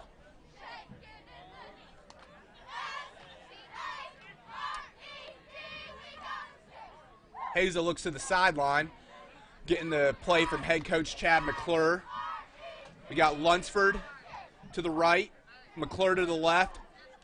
Caldwell and shotgun ready to take the snap. Pre-snap motion. Takes the snap, hand off to Mcclure. He gets hit in the backfield, but my goodness, he drives forward as it takes 4 or 5 Panthers to take him down. Mcclure is not an easy kid to tackle here. He gains 4 yards. We're going to have a Hayesville 3rd and 1 as the referee's looking at the sideline to decide, is that a first down?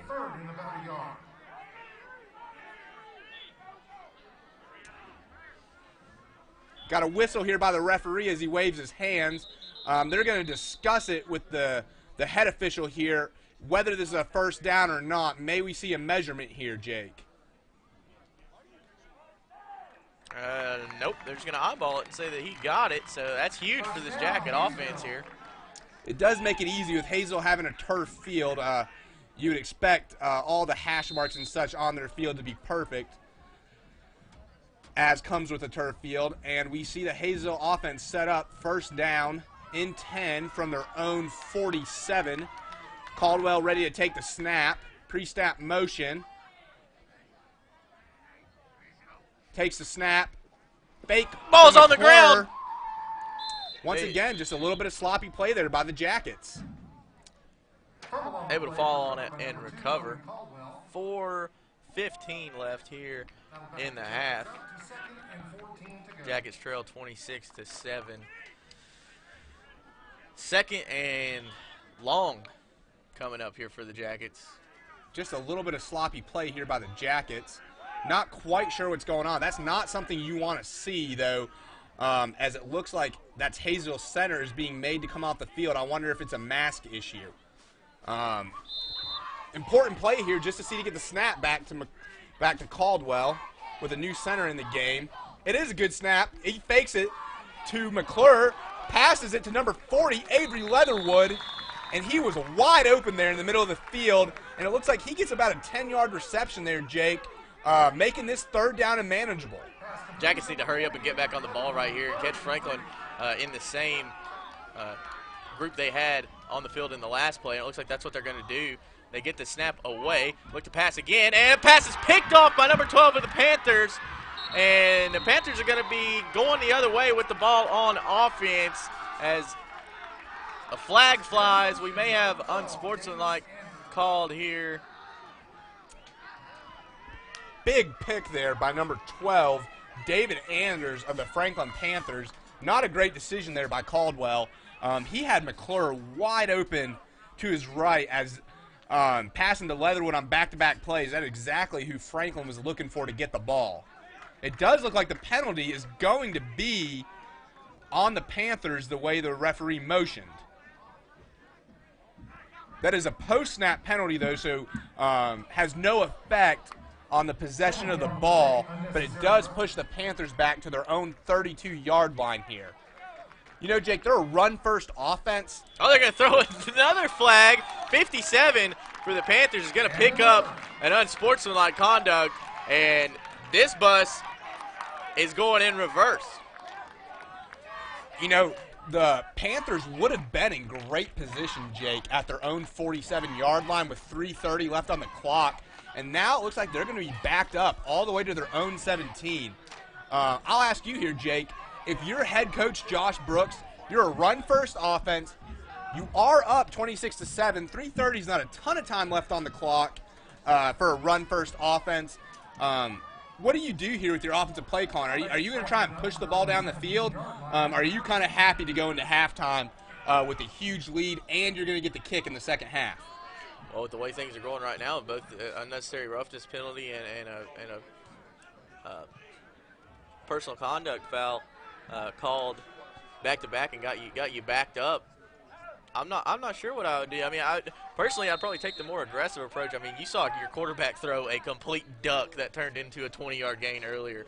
So, I mean, I might try to air it out. And McGuire takes the snap, handoff to Klatt. He is just driving through. Leg tackles will not put that young man down, but he is finally brought down there. But it is a Franklin Panther first down with an 11-yard run. So we have 1st and 10 Panthers from their own 27-yard line, 3:08 with the clock running left to play here in the first half. McGuire takes a snap. Once again, hands off to Klatt.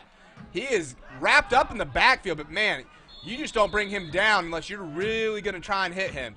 He gets a 6-yard run all the way out to the own Franklin Panther 35. They are in the hurry-up offense. Klatt again with a 3-yard gain, 2nd and 3. Don't be surprised here, Caleb, to see Franklin try to catch the Jackets creeping up here and try to get a big chunk through the air here. Yeah, you pound with Klatt and then open it up over the top. Bad snap, but McGuire handles it, gets hit in the backfield, eludes one tackler, eludes another tackler. Man. My goodness, he's got open space, and he's out of bounds. Out of bounds, stops the clock. Jake Hayesville had him 5 yards in the backfield, and he just put on the brakes, went from left to right, and throws a couple of Hayesville tacklers. And what goes from what should have been a 5-yard loss is going to be about a 6-yard gain for the Panthers. They do have the clock stopped, so they can take a little bit more time here. We have 2:20 left. It is Franklin Panther ball, 1st and 10 from their own 41-yard line. I do believe you're right, Jake. They were looking to pop the top off with a couple of guys going deep, but it wasn't a great snap, and McGuire just said, that's all right, I'll do work here. McGuire takes the snap. They are back to pass. Wheel route. Oh, he's got him. He's got number 30 wide open, but he is overthrown. Did have Cable Krieger there on the coverage, but number 30, Keegan Pollock for Franklin, had a chance to catch it, but that ball was just a little bit high. No harm, no foul there, though, for the Panthers with that ball skidding to the turf. It is 2nd and 10. We got 2:15 left to play. The clock is stopped after the incomplete pass. We have all 11 Panthers looking towards the sideline as head coach Josh Brooks is calling in the play, I do believe.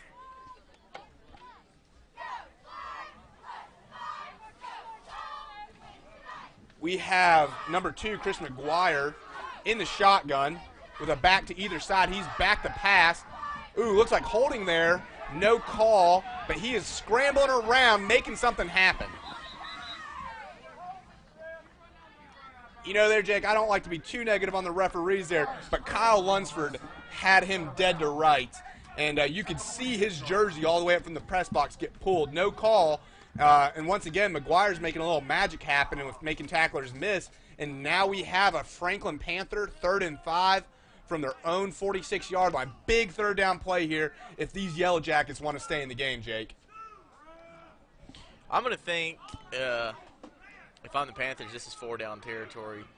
Just with the lead that you hold and the momentum that you have. I mean, it just depends on how aggressive you want to be, but I think this is 4-down territory with the way they're rolling. Back under center. I'd imagine a handoff to Klatt here as he takes the snap. No, it's a fake. He's rolling out to his right. He's got a tackler on him, but he makes a miss.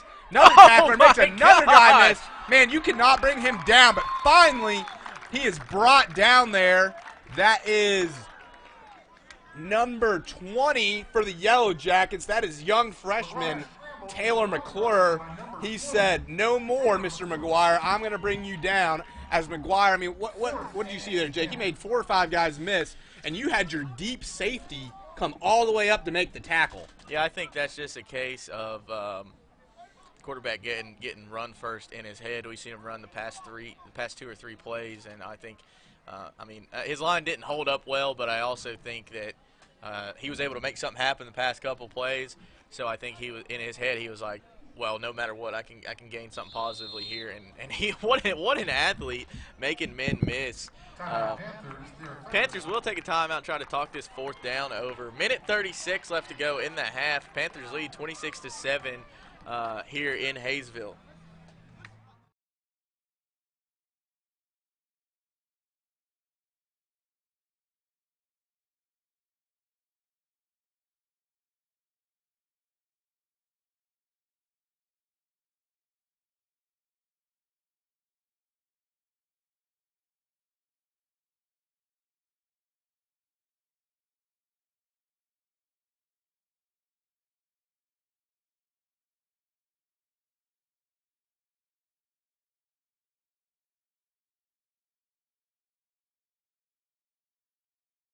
We are proud of our coworkers and grateful to our community.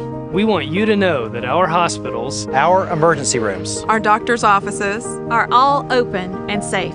We are ready to take care of you and your family. That's what it means to be essential. That's what it means to be Erlanger. Learn how we're keeping you safe at erlanger.org/safe.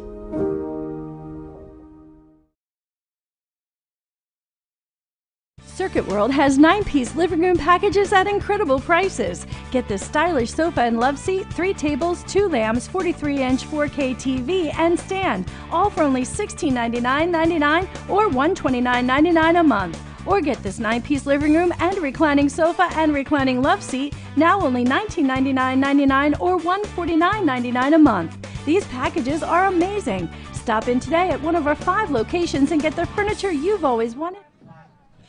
We're back live here in Hayesville with this Team F1 Sports production of the Panthers versus the Yellow Jackets. Panthers electing to punt here. Good punt as we see Anderson wait for a fair catch. He does make the catch there at the Hayesville 25. According to the scoreboard there, Jake, Hayesville has 1 timeout left, 1:18 left to play. You're not receiving the kick in the second half. You got to think the Yellow Jackets here, even with all the troubles they've had in the first half, you think you got to be aggressive here, Jake, and try to get something. I mean, you know, you got a bell cow the back. Maybe you get Mcclure to the outside and he busts one home. I think you got to create some distance between you and your own end zone before you try to air it out with a young quarterback that you have back there. So it looks like they are going to go out of shotgun here, though. And they will roll try out to the right. No wide receivers open. Man, what a ball there by Caldwell. Big catch there by number 17, Tyler Anderson. He catches that at the 31-yard line. Not a huge gain, but, man, Caldwell fit that thing through a window there, right on the numbers of senior wide receiver Tyler Anderson. Anderson, one of those players we talked about before the broadcast started, playing on all three phases of the football, special teams, offense, defense. As you look at the Hayesville sideline, you can tell there's a lot of guys doing that because there's only 10 to 12 extra players not on the field right now on the sidelines. As they'll swing it out left, got a man, trying to fall forward for the first, going to be close. Don't think he's got it. It's going to bring up 3rd and 1. 2 straight throws, 2 straight completions there for Caldwell, but you know, the Franklin defense all over it here. The clock is running, 55 seconds. We have a 3rd and 1 for Hayesville. They're not in a huge rush here. Just as I say that, I can hear Chad Mcclure yelling from the field all the way up here in the press box, go.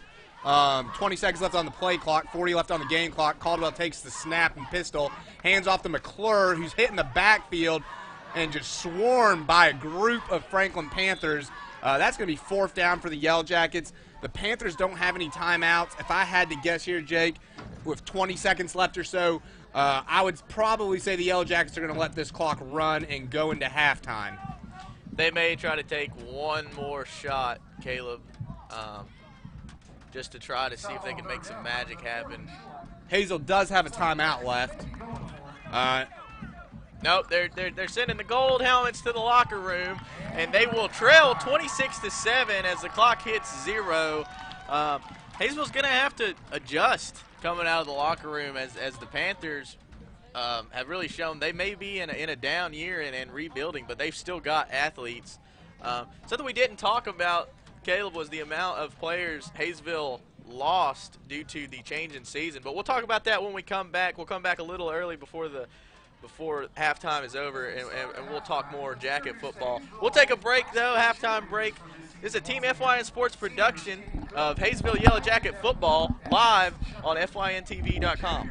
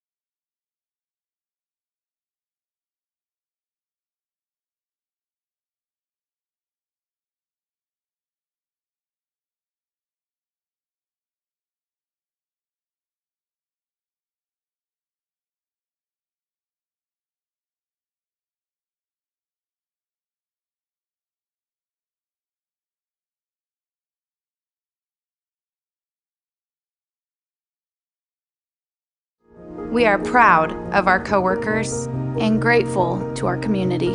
We want you to know that our hospitals, our emergency rooms, our doctors' offices are all open and safe. We are ready to take care of you and your family. That's what it means to be essential. That's what it means to be Erlanger. Learn how we're keeping you safe at erlanger.org/safe.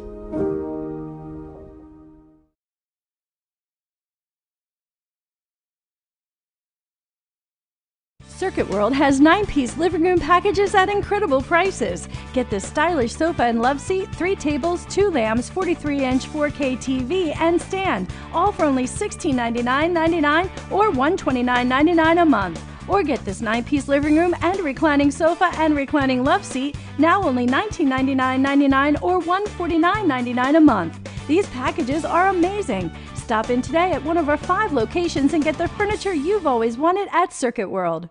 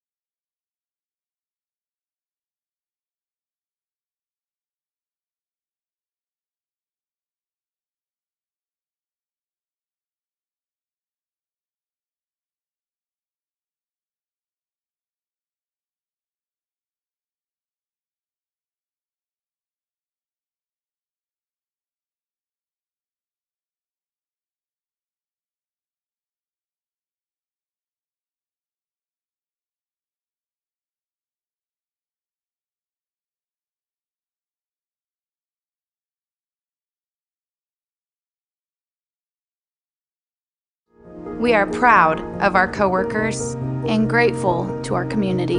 We want you to know that our hospitals, our emergency rooms, our doctors' offices are all open and safe.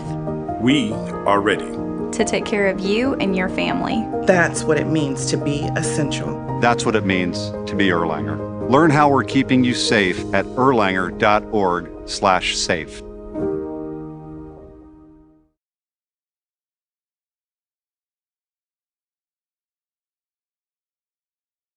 Circuit World has 9-piece living room packages at incredible prices. Get this stylish sofa and love seat, 3 tables, 2 lamps, 43-inch 4K TV, and stand, all for only $1699.99 or $129.99 a month. Or get this 9-piece living room and reclining sofa and reclining love seat, now only $1999.99 or $149.99 a month. These packages are amazing. Stop in today at one of our 5 locations and get the furniture you've always wanted at Circuit World.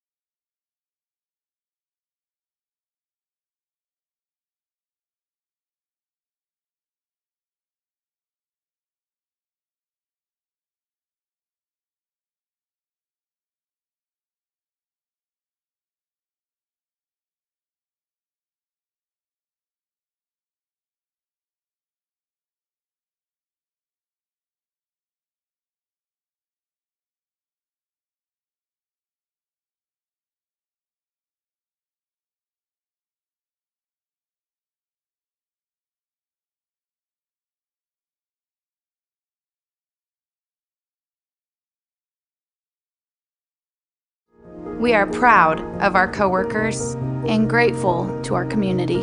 We want you to know that our hospitals, our emergency rooms, our doctors' offices are all open and safe.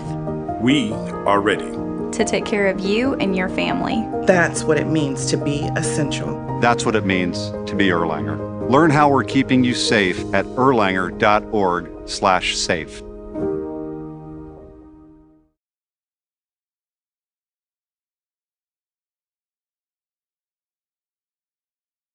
Circuit World has 9-piece living room packages at incredible prices. Get this stylish sofa and love seat, 3 tables, 2 lamps, 43-inch 4K TV, and stand, all for only $1699.99 or $129.99 a month. Or get this 9-piece living room and reclining sofa and reclining love seat, now only $1999.99 or $149.99 a month. These packages are amazing. Stop in today at one of our 5 locations and get the furniture you've always wanted at Circuit World.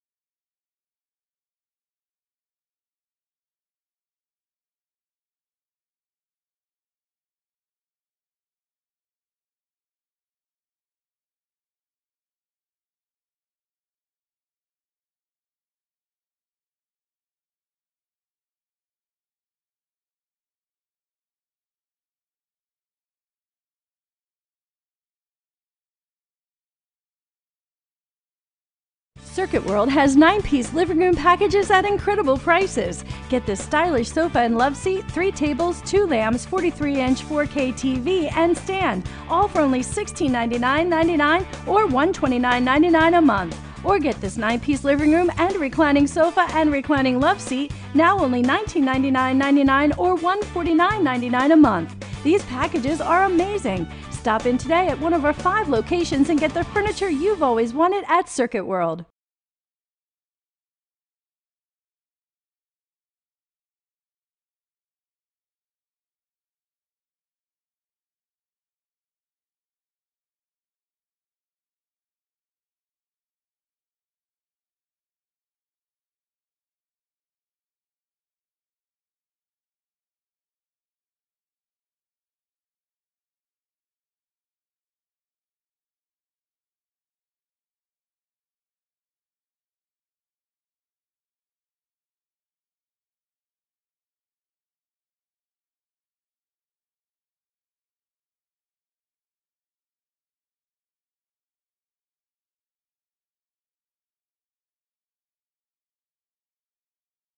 We are proud of our coworkers and grateful to our community.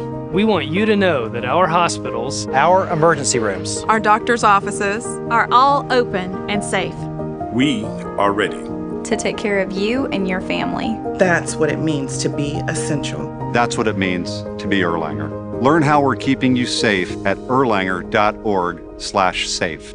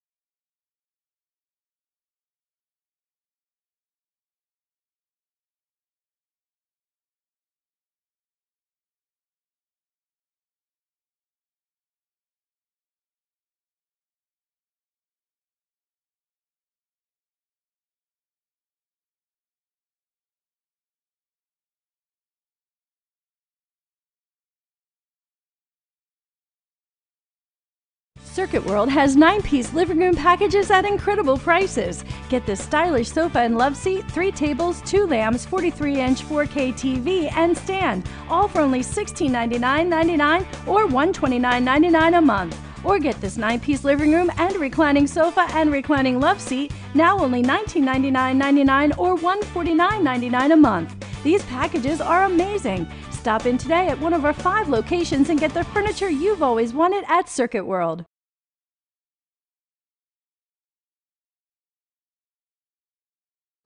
We are proud of our coworkers and grateful to our community. We want you to know that our hospitals, our emergency rooms, our doctors' offices are all open and safe. We are ready to take care of you and your family. That's what it means to be essential. That's what it means to be Erlanger. Learn how we're keeping you safe at erlanger.org/safe.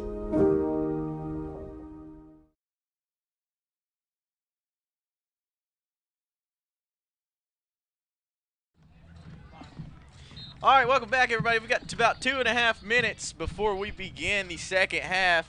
Jake West, Director of Team F1 Sports, here tonight with Caleb Tallman. Caleb's going to be calling all the rest of the Hayesville home football games. Actually, I might butt in for the Hayesville-Murphy game just because I'm a homer.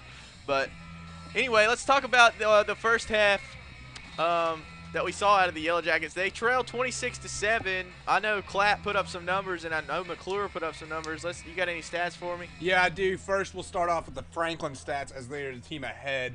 Clatt had 11 carries for 64 yards for Franklin and a touchdown. Their quarterback, Mcclure, he had 6 rushes just for 18 yards. But here's the big one for their quarterback. They passed the ball 5 times, Jake. He was 3 of 5, but that 3 of 5 was for 52 yards. And we all know a lot of that was coming from that one big catch by Keegan Pollock. Probably accounted for about 40 yards there for the Panthers. For the Hayesville stats, we have Blake Mcclure, 10 rushes for 62 yards for Hayesville. Logan Caldwell, just 3 of 7 for about low 20 yards. And then maybe, Jake, we'll see Kyle Lunsford get a few more carries in the second half if Hayesville can retain the ball. He had 1 rush for 18 yards. Looked really good on that 1 rush as he had an 18-yard rushing touchdown. And then here's the big stat that has defined this game, Jake. Hayesville's had 4 fumbles. One of them was lost. And then as we know, on another one of fumbles, we saw Blake Mcclure with a great vertical come down with the ball, but it took him so much time to come down with the ball on that punt that it was blocked by the Panthers. You know, Jake, I'll see what you have to think, but I would have to believe without all the fumbles by Hayesville, I'm thinking this is probably about a 14-7 game for Franklin. But instead, we sit here 26-7 as Franklin's going to get ready to receive the ball here in about a minute and a half. Yeah, I think it's definitely fair to say, Caleb, that at least one of those touchdowns would be taken away. Also, you got to think if Coach Mcclure is rethinking his decision. Love the aggressiveness to come out first game of the season and take the football and go on offense, but you got to think he might be rethinking his decision to do that as he finds himself trailing 26-7 coming out of the break.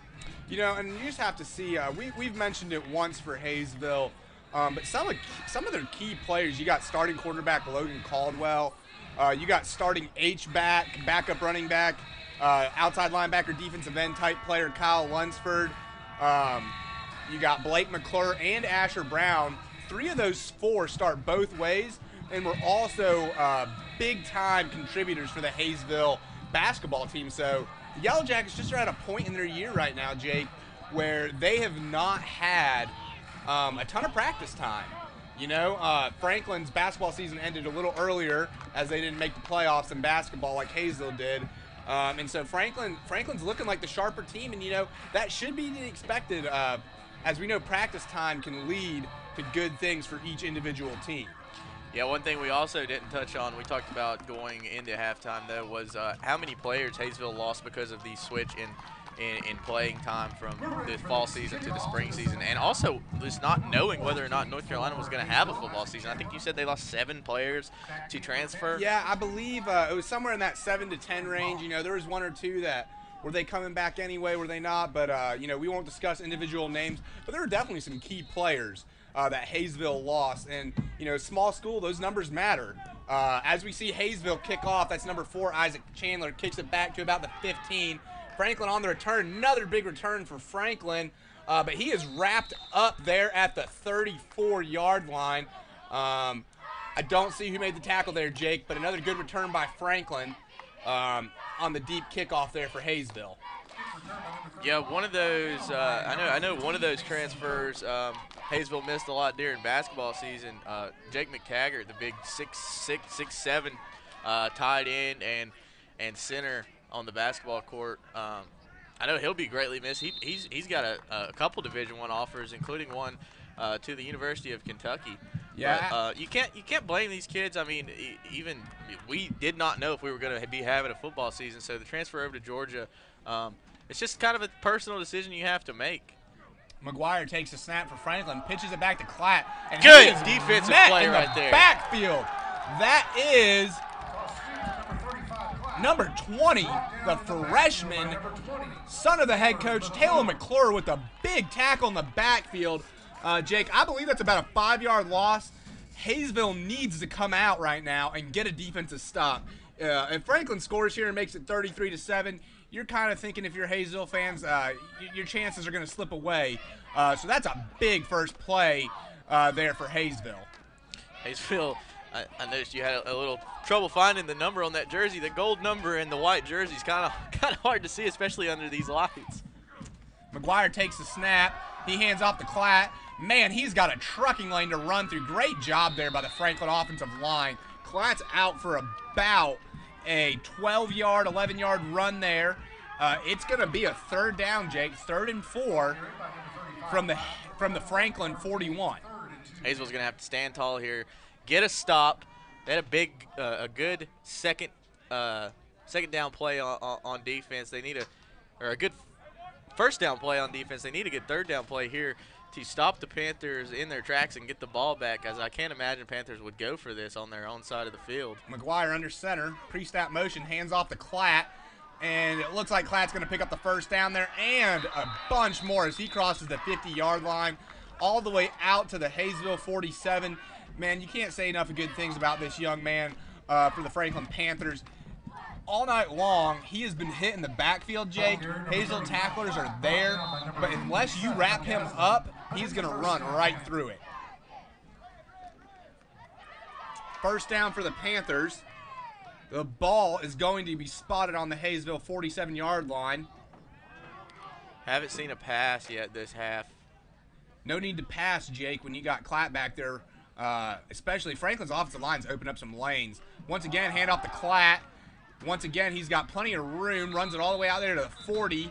That's about a 7-yard gain. I'm sure if we asked head coach Josh Brooks from Franklin, he'd take those 5, 6, 7-yard gains all night.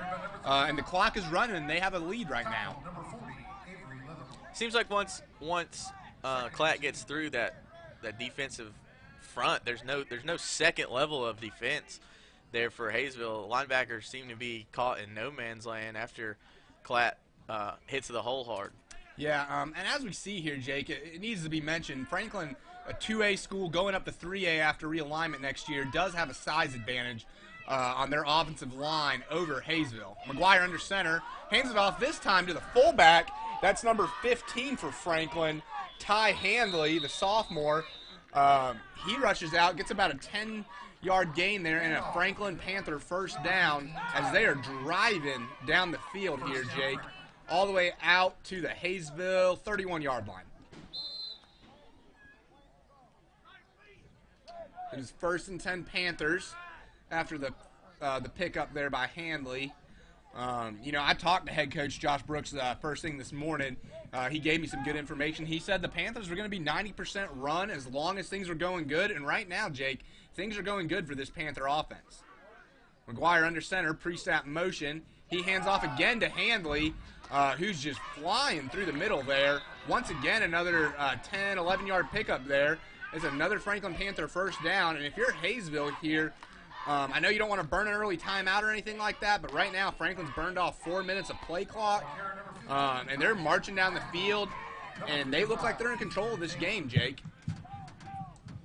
Yeah, if you're Hayesville, you've got to step up and commit to stopping one phase of Franklin's game. I mean, Franklin was able to beat you through the air in the few times they threw it, and they've been beating you on the ground all night. You got to step up, man up, and say they are not going to run against us. We're going to make them pass against us, especially after you said their head coach told you they were going to be 90% run. And there's a good stop by the Yellow Jackets there, bring up 2nd and about 11 after that 1-yard loss. It's a big tackle there by sophomore Avery Leatherwood, doing what we were speaking about, Jake. When you hit Klatt, you got to wrap up. I mean, there's some running backs that are a little bit smaller and don't take quite as much contact to take down.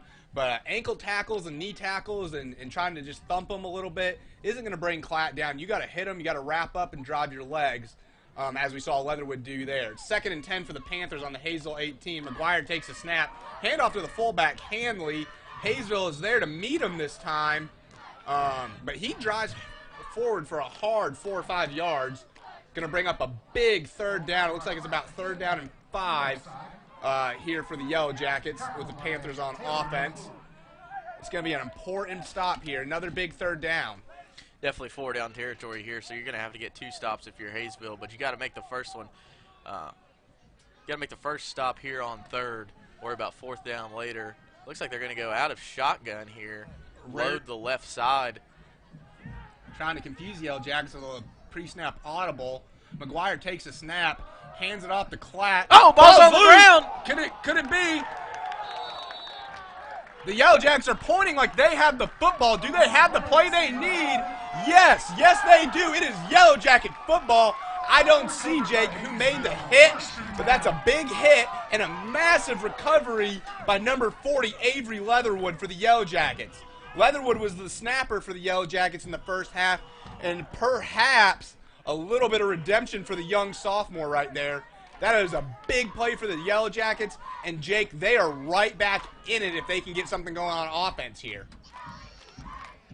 Yeah, I mean, as we talked about, Franklin does have a few guys playing both sides of the football, so Hayesville's got that jolt of energy getting the fumble.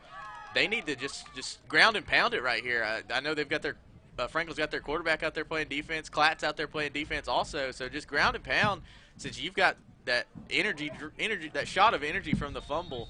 Caldwell takes the snap, but the Panthers are immediately in the backfield there. That's number 55 for the Franklin Panthers. That is Bryce Rogers, who met Mcclure in the backfield.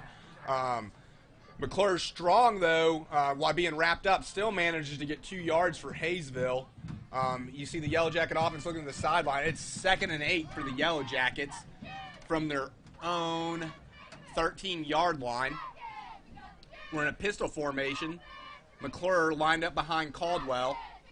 Caldwell takes the snap, rolls out, and it looks like it's going to be a quarterback run. No, he's going to throw. Oh, and it's complete. What a pass on the run across his body.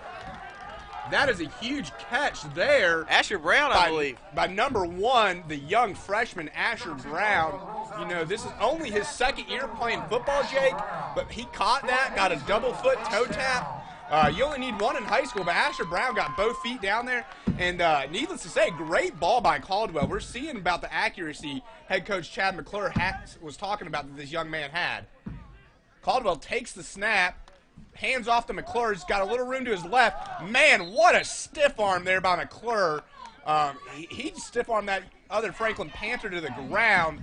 But there was a swarm of Panthers behind him as he only gains 1 yard. One of the few times I've seen tonight, McClure did not hit the right hole. He should have cut that up, gone inside instead of trying to bounce it outside. But I'm sure I mean, you saw him on the ground punch his fist into the turf. He knows he didn't make the right read there. So I expect him to correct that next time and make the right decision. You know, Jake, if I had to say McClure's one weakness as a running back is I think he does have a tendency at times to look to bounce it outside a touch too quick instead of running between the tackles.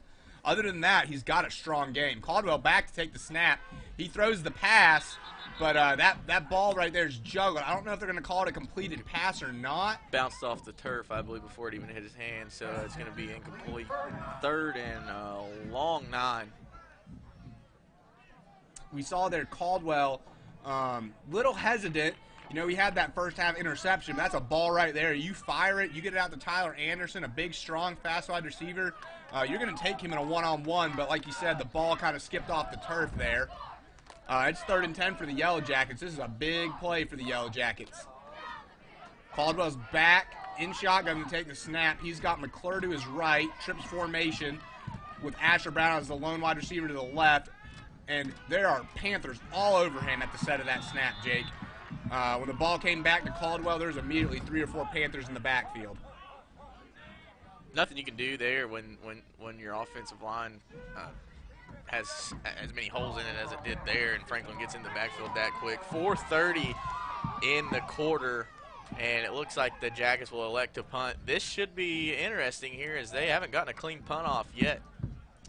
This is a big play here, Jake. As we're getting ready to see McClure's deep, ready to catch the snap. Let's hope for a good snap here and see McClure boom one. And also watch for the fake. You never know if McClure, the shifty back, also has the punter. It's a good snap this time. Mcclure sends a rocket. Fair catch called by the Panthers. The ball is juggled by quarterback McGuire, but he does corral it at the own Panther 34-yard line. How about McGuire? Quarterback, cornerback, and punt returner. That's an all-around athlete right there the Panthers have in number 2. I would like to point out there, Jake, as it can be easily missed, that was a 48-yard punt by Blake Mcclure. There's not a whole lot of high school punters you see out there dropping a 48-yard punt with good hang time, forcing a fair catch, is there? Good punt. That's why he was our all Smoky Mountain Conference preseason punter of the year. That first couple punts though is going to hurt his net average, as the first one was blocked. Hand off to the right side. Klatt is hit hard. What a hit right there to play by the Jackets. Hit hard in the backfield. If I'm correct there, that is senior Ethan Taylor. Ethan Taylor, senior, was a preseason offensive lineman all-conference selection for the Yellow Jackets, but he is also their starting middle linebacker as we look at a lot of players going both ways for the Yellow Jackets. Big tackle there, though, but what we got to see from this Hayesville Yellow Jacket defense, Jake, is string together more than one big play. They need a couple in a row if they're going to have a chance here. Looks like we're having another clock issue as the refs are going to have to reset the clock here once again.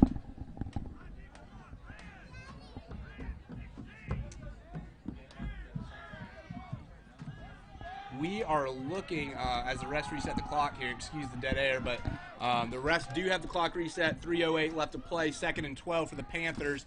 Ooh, they run a reverse to Klatt. Oh, ball's out! It looks like it bounced right into a Franklin Panthers' hands. Big hit, though, putting the hat on the ball, and I do believe the Panthers were able to recover it as 55 was there, and it bounced right into his hands. Crafty play calling, though, by the Panthers there.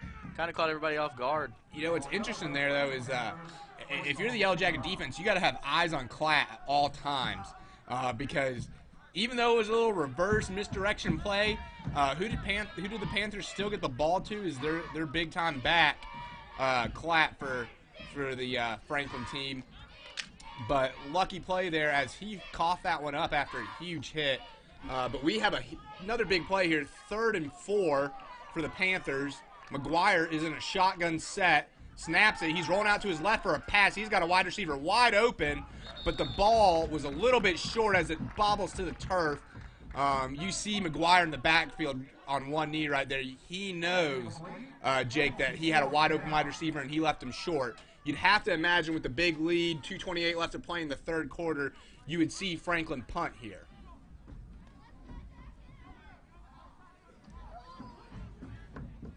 It is 4th and 4 for the Panthers. They do have their punt team out there. We see, it looks like Blake Mcclure and Tyler Anderson deep. Blake McClure is usually not one of the main returners, but maybe head coach Chad McClure is looking to get a little magic from them. Punt is deep over to Anderson. He bobbles it. Muffs it. Oh, ball's up. Ball is loose, and it looks like the Panthers have recovered. My goodness, special teams just been an atrocity for the Yellow Jackets tonight. As nothing seems to be going right for them in that aspect of the game. As that's just a big Hail Mary pretty much for the Panthers, as they'll have the ball, flip sides of the field, now in Hayesville territory, 1st and 10 with 2:17 to go here in the 3rd, leading 26-7. You know, at times, Jake, it's discounted, but there's 3 facets to football. Honestly, all equally as important, and that is offense, defense, and special teams. And really, you know, it's probably a net neutral on offense and defense for Franklin Hayesville right now, but with the miscues, Franklin's dominating the special teams facet of this game, counting for their lead. Snap back to McGuire, hand off to Klatt, who's got all kinds of room.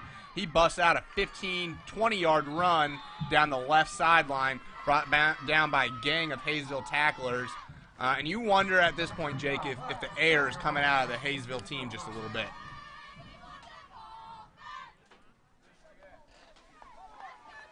You know, there's been a couple of big plays. We've seen the ball pop loose.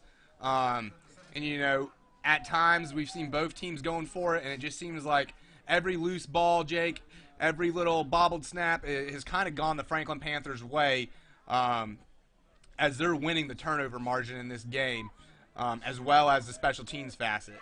McGuire's under center, no rush, takes the snap, misdirection play to one of their up backs. Looks like he's got about a 6-yard gain. That is number 25 for Franklin, Braden Cody on the misdirection sweep there. Got a 6-yard gain. It is going to be second and 4 from the Hayesville 12-yard line. We got 1:05 left to play here in the third quarter. You know, with the lead here, it's no surprise to see Franklin just a no rush, letting plenty of clock wind out in this game. Maybe 2 plays from scrimmage here in this third quarter as they snap it and hand it off to the right. Big play there, hanging on by a thread, literally. That is as number he's brought down in the backfield, behind the line of scrimmage. That is number 20, Taylor Mcclure. You know, for a young freshman, we've seen him pop a couple times. He's playing the deep safety position, Jake, but he's managed to find himself in the backfield several times. And you know he's got to make his dad, the head coach there, proud. He got a hold of that jersey, and we saw that jersey stretch a good foot or so, but he was not going to let go as he brought Klatt down in the backfield. I think he had something to do with that recovered fumble Hayesville had last time they were on defense. Oh, wheel route. Oh, my gosh, I thought he was going to come down with that one-handed grab. What an effort by the receiver there as his quarterback overthrows him. I thought we were about to see a Sports Center-esque play right there, Caleb. You know, as we saw there, Jake, the Hayesville defensive back kind of got burned there on a wheel route. Great route by the Franklin Panther, number 30. We saw Keegan Pollock come down with a ball, not too unsimilar from that in the first half with a huge catch. But you almost wonder there, Jake, could he have gone up with 2 hands instead of trying to snag a one-handed Odell Beckham-like catch there? It looks like they may try to air it out again on 4th down. Big play coming up here for this Hayesville defense. 4 seconds left. Bobbles the snap. He's all alone. He's got to get all the way to the 8-yard line, but it does not look like he's going to get it. As the snap wound down, or as the clock wound down, Hayesville comes up with a big stop there. It'll be the end of the third quarter. Hayesville trailing 26-7. They do come up with a big stop there at the end of the quarter. We'll take a break and let you hear from our sponsors. Jake West, Director of Team FYN Sports here, joined by Caleb Tallman, bringing you this live production on FYNTV.com.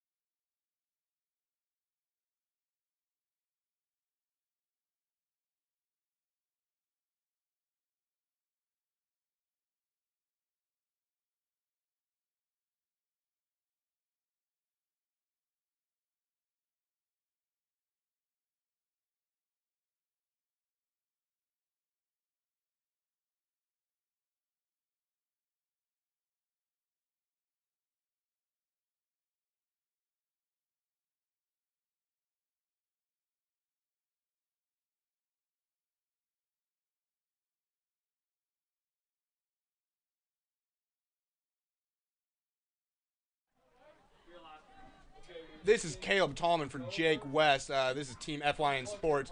Hayesville back with the ball. Logan Caldwell takes the snap, hands off to Blake Mcclure, who picks up just a short gain. Looks about like 1 yard there for Hayesville. Jake, as we enter this fourth quarter, Franklin is leading 26-7. Hayesville's playing right with them this half, even through a few miscues. But you got to think here, Jake, if Hayesville's going to have any chance, they're going to need a big play or two, maybe air one out, but they got to be in hyperspeed mode if they want to have a shot in this game. Yeah, they're going to have to I mean, they've been relying on their defense all game as their offense hasn't had much, hasn't had anything doing really for the whole first half. Oh my gosh, that looks like a safety there as the Panthers get in the backfield and sack Hayesville's quarterback in their own end zone, and that's going to make it 28-7 with 11:13 left here, and Franklin will get the football back after this safety punt. That's just not a great play there by the young quarterback, Logan Caldwell. You're on your own 11-yard line.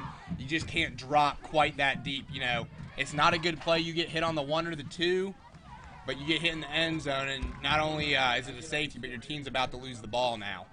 I mean, you can't take a 10-yard, like you said, you can't take a 10-yard drop back when you're inside your own 10-yard line. I mean, you just can't do that. I mean, we talked about how young he is. I'm sure Coach Mcclure will give him an earful after that one. But Panthers looking pretty good coming out of the gate, first game of the season. Hayesville obviously has some things to work through as they'll punt this one away and give the Panthers the ball back. But it'll be interesting to see. Let's talk a little bit about the Smoky Mountain Conference, and one of the top teams in the Smoky Mountain Conference is the Murphy Bulldogs. They'll be playing this Franklin team on Friday. That should be an interesting game,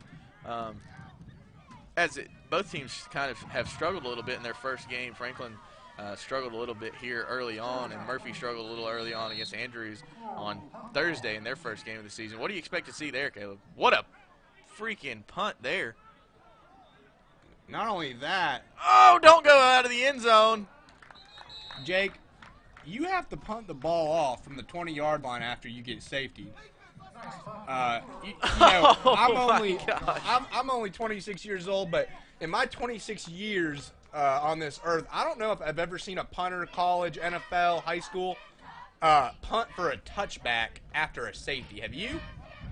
No, I mean, that ball, if it would have just had a little left spin on it, would have went out of bounds instead of being a touchback. You know, Blake Mcclure is going to be a walk-on at App State next year, Jake. He's walking on in an athlete position, and you know you have to wonder after watching him hit a couple of punts, could App State's head coach Sean Clark say, you know, Blake, we know you can run the ball pretty good. You're a good defender, but when you can hit 80-yard boomers like that, they may be sticking him back at punter sooner versus later once he gets out to App State. Actually, they will say this ball did go out of bounds before going into the end zone, so Panthers will have it on their own 11-yard line, it looks like. That is a net positive for Hayesville. For those that may have missed it on the camera view, that ball did bounce on the roll all the way through the back of the end zone, but they're saying it touched out of bounds at the Franklin Panther 12-yard line. So if it bounced out at the Franklin Panther 12-yard line, I'm going to do some quick math there, Jake, but that's a 68-yard punt. Too bad I don't believe that 68-yard punt will get to go for Mcclure into his punting stats, as that's a punt off, not a regular punt. Referees are discussing it here. You know, is it possible that they're discussing what the heck do we do on a touchback for a punt? They may not know. I think they are going to say it did go out of bounds, though, so that is one positive for the Yellow Jackets here. I've seen Hayesville play not perfect, but a lot better this half. You know, do they have a couple of big plays left in them, Jake, to sneak back into this game? Defense is going to have to buckle down here for sure as the handoff goes up the gut, and a host of Jackets on the tackle there after that 6-yard run brings up second and about 4. I believe the final tackle was made there by Blake Mcclure from the outside linebacker position. But, you know, I'm sure the Panthers are happy just to hand the ball off to Klatt for the rest of this fourth quarter. And if he's picking up 5 or 6 yards of carry, as long as he has good ball security, that's going to be a net positive for the Panthers, as they're in no rush to snap the ball here. Under center, hand off to the fullback, Handley. He picks up a first down. You know, Jake, I do want to note here, I believe we may have missed it, When Mcguire was tackled out of bounds at the end of the last quarter, he came up a little gimpy, and we do actually see a new quarterback in the game on this drive for the Franklin Panthers. That is number 12, David Anders. We do wish Chris Mcguire the best. Hopefully he's just cramping up a little bit. We know it's the first game of the year. That's not unusual. And maybe Josh Brooks with the lead is saying, let's protect our star quarterback, as Anders takes the snap and hands it back again to Klatt, running hard, gets about another 6-yard gain out to the Hayesville 30-yard line. That's a 6-yard pickup for Klatt.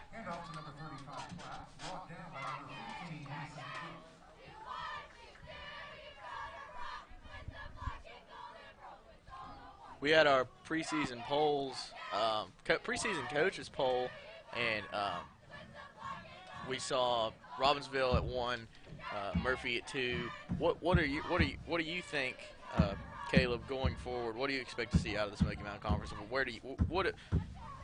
In your opinion, where do you think these teams will finish? Real quick on the play here, another handoff to the fullback, Handley. He gets about an 8-yard gain out to the 38-yard line. It's a first down for the Panthers. Back to your question, Jake.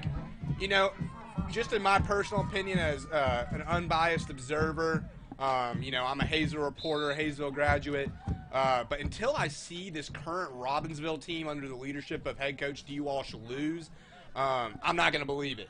I know it'll be an absolute battle in our season finale between Robbinsville and Murphy, but Robbinsville, it's been over 2 years since they've lost a game, coming off a state championship, and they bring quite a bit back.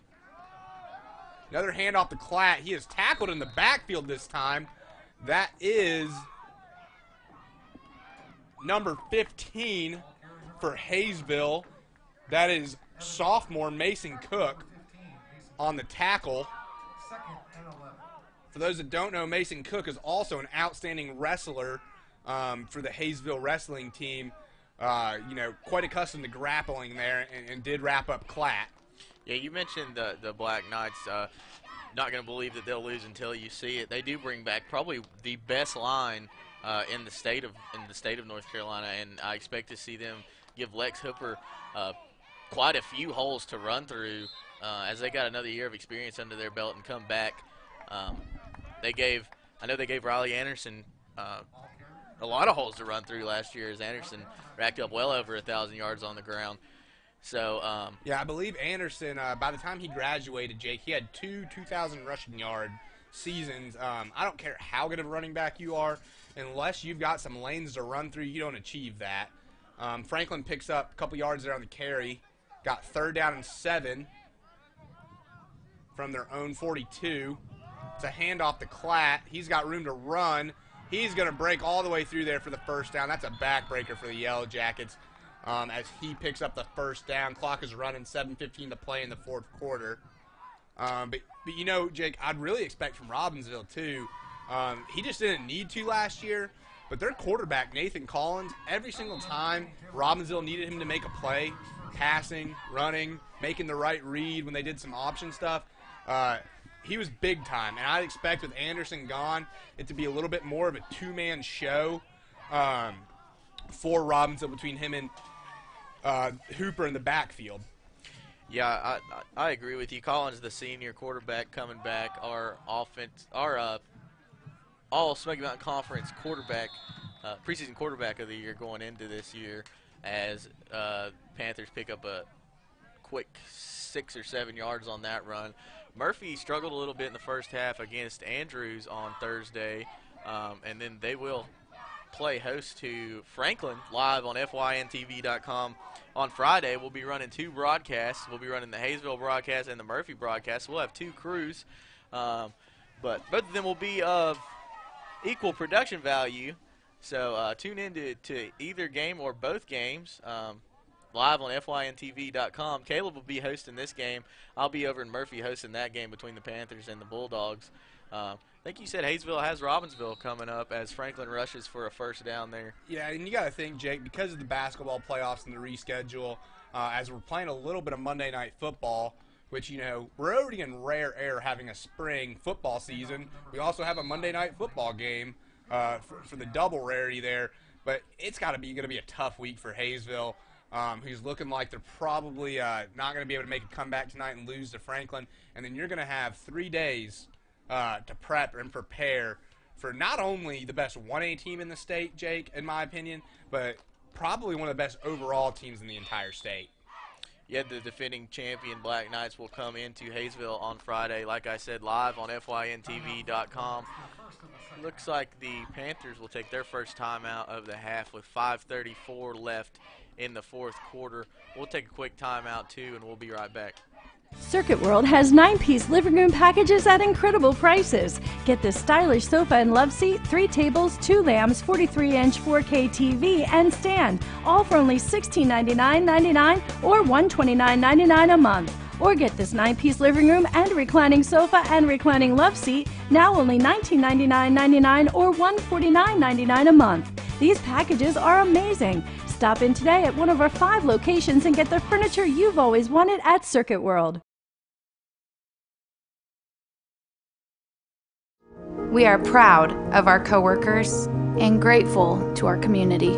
We want you to know that our hospitals, our emergency rooms, our doctor's offices are all open and safe.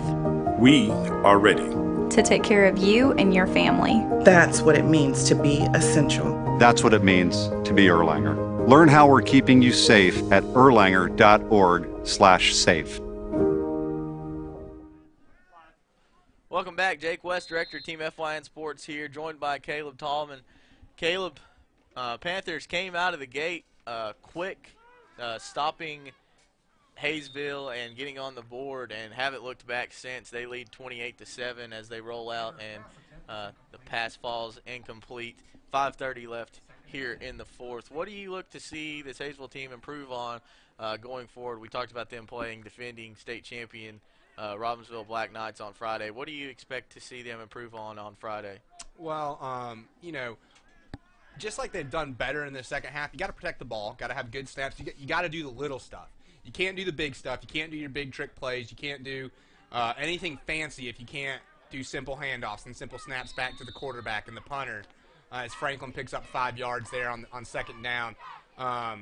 If you even want to hope to stay with a powerhouse like Robbinsville, you have to have all those things go right. Good snaps, good holds, good communication in the backfield between Caldwell and Mcclure. And then, you know, maybe you know, a couple of big plays on offense and defense for the Yellow Jackets. But, you know, as this program is on the up and up, you know, I think head coach Chad Mcclure would say Robbinsville is a measuring stick game, you know, for these Yellow Jackets. Can they come out and maybe play a little bit better like they have in this second half? And, you know, maybe put a scare into Robbinsville for a quarter or two. And then, you know, as we see in high school athletics, Jake, sometimes, you know, those high school athletes, you look up at the scoreboard, you're not used to being down. You know, you start to get a little bit nervous, and, you know, maybe Hazel's got a chance. Big fourth down coming up here for the Panthers. It is 4th and 3. If they get this first down, they're just going to be able to about wind the clock all the way down. You know, this game may already be decided barring something unforeseen, but, you know, big play here for the Yellow Jackets just for their own pride. Maybe they get the ball back, get one more score, something like that. Let's see if the Yellow Jackets can get the stop here as Franklin takes the snap. They're back to pass, and they throw a deep ball. That is overthrown. Man, that's a really interesting choice there by the Panthers. They've got their backup quarterback in the game, ran a 1 wide receiver route, and he overthrew him by about 5 yards. That's a turnover on downs for Hayesville. We will get to see Hayesville's offense take the field one more time with 3:50 left here in the game. So hopefully they'll be able to put a drive together and have something to build off of heading into the Robbinsville game on Friday. It'll be interesting to see what the Yellow Jackets do here. Are they kind of come back out with their starters and Mcclure, or are they going to try to give some of the other players some carries? There is 4:53 left on the clock. We've seen stranger things happen, but there's a chance here. Excuse me, I said 4:53 left on the clock. We've had some clock issues tonight. We know it's the first game of the season. Hayesville Athletic Director Mike Cottrell did mention to me that they've been having some glitchy issues with their clock, so I don't want to put that all on the operators. But we got Logan Caldwell ready to take the snap now. He's going to hand that off. I'm not sure who that running back is in the backfield. Like you said, Jake, these gold numbers are a little bit hard to see. Looks like number 8. Number 8 for Hayesville, that is Kevin Kleckner. He's a freshman. I would expect to see with this game pretty much out of reach and 3:50 left on the clock. A lot of younger kids getting some playing time. So this Hayesville team has something to build off of going forward. And you never know, you might find a diamond in the rough with one of these younger kids coming out here. They might surprise you. Yeah, Mcclure's already a little banged up tonight. You got a conference game on Friday. You want to make sure you're staying healthy. Got a fake handoff there. Caldwell's going to keep it. Got a good little run there by him. He's going to pick up about 6 yards, and we're going to have a 3rd down and 2 from the Hayesville 34-yard line. 3rd and 1 coming up for the Yellow Jackets. Caleb, the staff here at Hayesville and the whole athletic department has been very good to us. If you want to shout them out and thank them for everything they've done for us and making this happen. Yeah, first and foremost, we'd like to thank longtime athletic director Mike Cottrell for Hayesville. He's been more than gracious to us, allowing us to do this broadcast.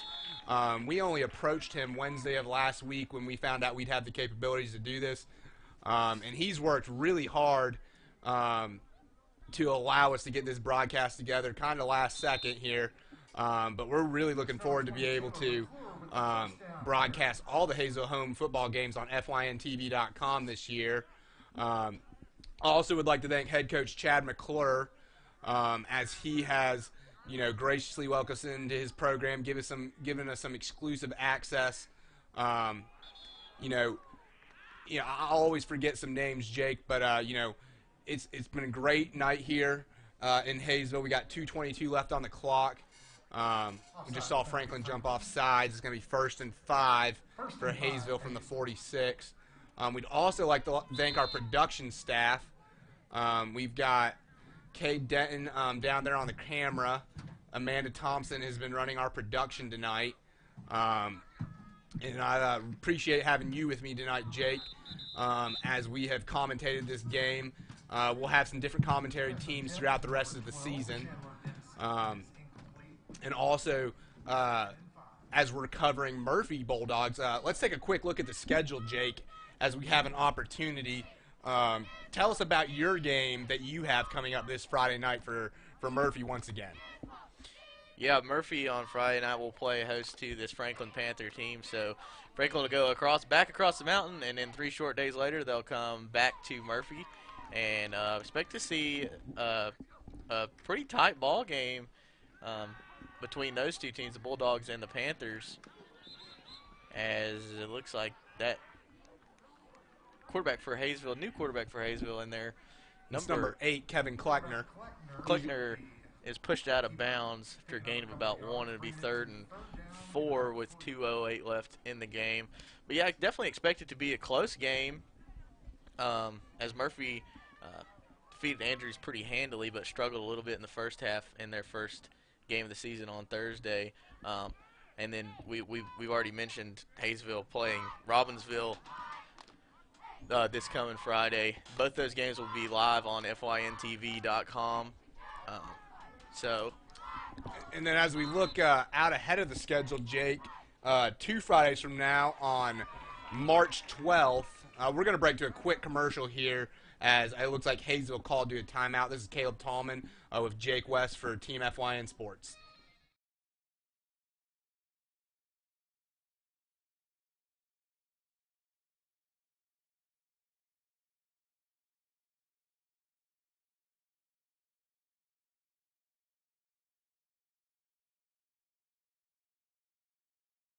Circuit World has 9-piece living room packages at incredible prices. Circuit World has 9-piece living room packages at incredible prices. Get this stylish sofa and love seat, 3 tables, 2 lamps, 43-inch 4K TV, and stand, all for only $1699.99 or $129.99 a month. Or get this 9-piece living room and reclining sofa and reclining love seat, now only $1999.99 or $149.99 a month. These packages are amazing. Stop in today at one of our 5 locations and get the furniture you've always wanted at Circuit World. Welcome back, everybody. Jake West, Director of Team FYN Sports, here with Caleb Tallman. Hayesville drops back, throws a pass. Number 7 of Franklin breaks on it. Can't quite come away with the interception there. That's number 7, Kellen Stiles. That's the second time this game. As the old adage goes, Jake, there's sometimes a reason why you play defensive back, as he's not been able to come up with a couple of good interception opportunities tonight. I was saying before the commercial break, Hayesville will have Robbinsville on Friday night, as we cover that here in Hayesville on FYNTV.com. And then 2 Fridays from now, Jake, me and you will be back in the saddle again once together, as Murphy will come to Hayesville for the rivalry game. 4th down here, 3 to go as Kleckner takes a snap, fakes the handoff, and he is going to scramble. He looks like he's got a first down. Don't go backwards, but it does look like he's going to pick up the first down. You know, he had the first down there, Jake, by a couple of yards, and the last thing you ever want to see, especially on a 4th down, is someone running backwards to try and pick up more yardage. But they do get the first down there. One of the interesting things this season, Jake, there will be no bye weeks. We're going to give you, whether it's on FYNTV.com or through our individual FYN websites, check in with FYN Sports Cherokee County, FYN Sports Clay County for all the away game coverage. We will be bringing you exclusive coverage throughout the season. That means exclusive interviews, preseason or pregame analysis, postgame analysis. For all the Hayesville fans, as I go home tonight, my night is not done. I will be writing up this postgame review. Maybe you are just tuning in late here in the 4th quarter with Hayesville, and you'd like to know what happened in the first half. FYN Sports Clay County page will have a game review up by tomorrow evening or by tomorrow afternoon.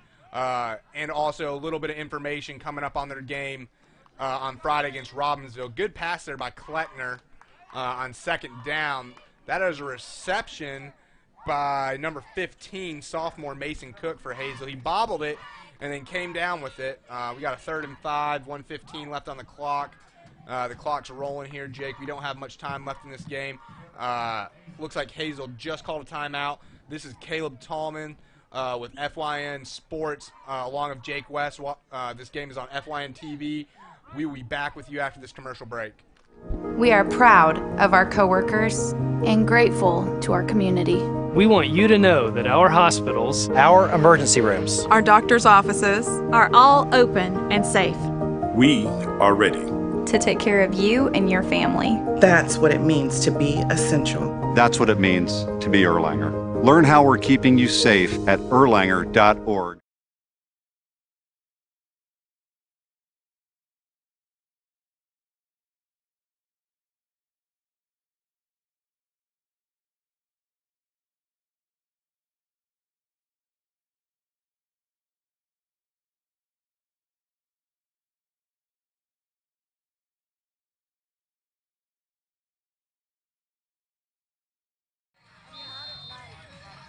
This is Caleb Tallman along with Sports Director Jake West. We are on FYNTV.com with your FYN Sports coverage. We have 1:14 left on the clock, 3rd and 5 for Hayesville. Kleckner takes the snap, has an open receiver in Taylor Mcclure. Just a little too much on it there, Jake, as he overthrew Mcclure. We got a 4th down coming up, 1:10 left on the clock. Actually, Jake, as we've been discussing some other things and some stuff going around the conference, Hayesville's offense out here, mainly of freshmen and sophomores, bringing you a good bit of the production here, has drove the ball about 30, 40 yards down the field. And they've done well. They've had some clean snaps, and and good communication in the backfield as we have a 4th down. Kleckner's going to take the snap. McClure's in the backfield. He rolls out to his left. He's got an open receiver, but he overthrows him. That's going to be a turnover on downs. You got to think there, Jake, with the young quarterback, he had all day to run. And I know you want quarterbacks to be pass first, but with a 4th down there, you're kind of hoping he may have just picked that up with his legs. But as it is, he overthrows his receiver. It is going to be Franklin Panther football on their own 42-yard line. We have 1:01 left to play. There's a timeout by Franklin. We're going to take a quick break and be right back with you for the end of the game.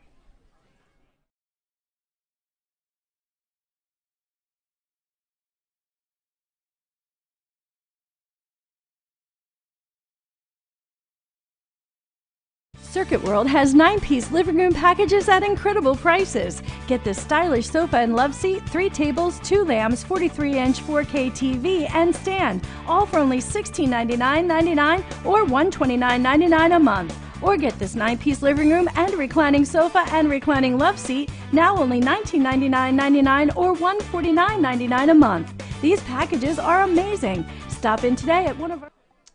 This is Caleb Tallman along with sports director Jake West. We are on FYNTV.com bringing you FYN sports coverage of Monday Night Football. Back with you. We actually see an oversnap by Franklin there. Looks like Hayesville may have recovered the football. No. The referee is calling for 2nd down here. Panthers may have came back up with it as the Yellow Jackets slow to get up. They're going to wind the clock, it looks like. We may have 1 snap left in this game, Jake. A little surprising there. I know Franklin's trying to get some kids some opportunities, but up 28-7, you'd almost hope they just need the ball out there.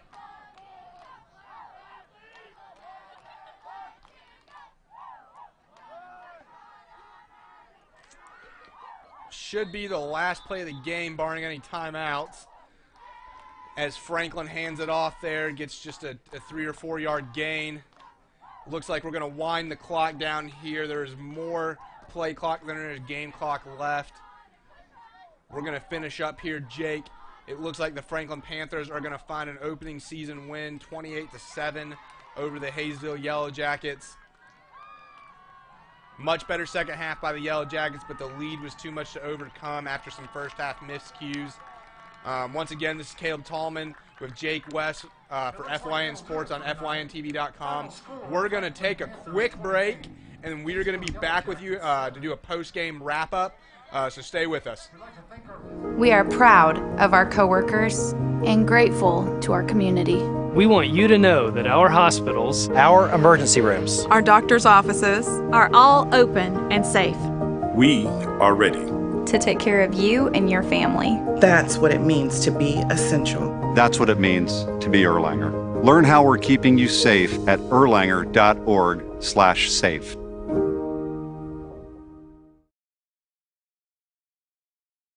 Circuit World has 9-piece living room packages at incredible prices. Get this stylish sofa and love seat, 3 tables, 2 lamps, 43-inch 4K TV, and stand, all for only $1699.99 or $129.99 a month. Or get this 9-piece living room and reclining sofa and reclining love seat, now only $1999.99 or $149.99 a month. These packages are amazing. Stop in today at one of our 5 locations and get the furniture you've always wanted at Circuit World.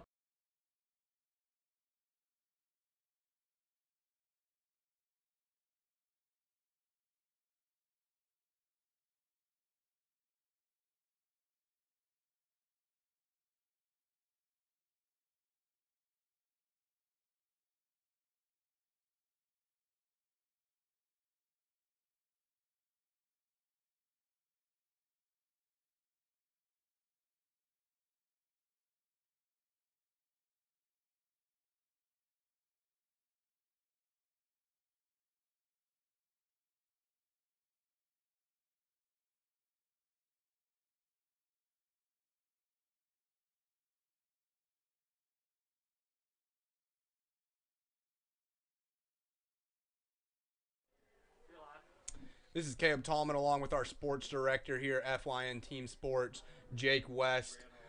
We have just watched the Hayesville Yellow Jackets lose their season opener here at Frank Arlong Field. Franklin won 28-7. Give me some of your initial thoughts on the game, Jake. Just Hayesville dug themselves a hole and they weren't able to get out of it. I mean, I don't think we got to see exactly what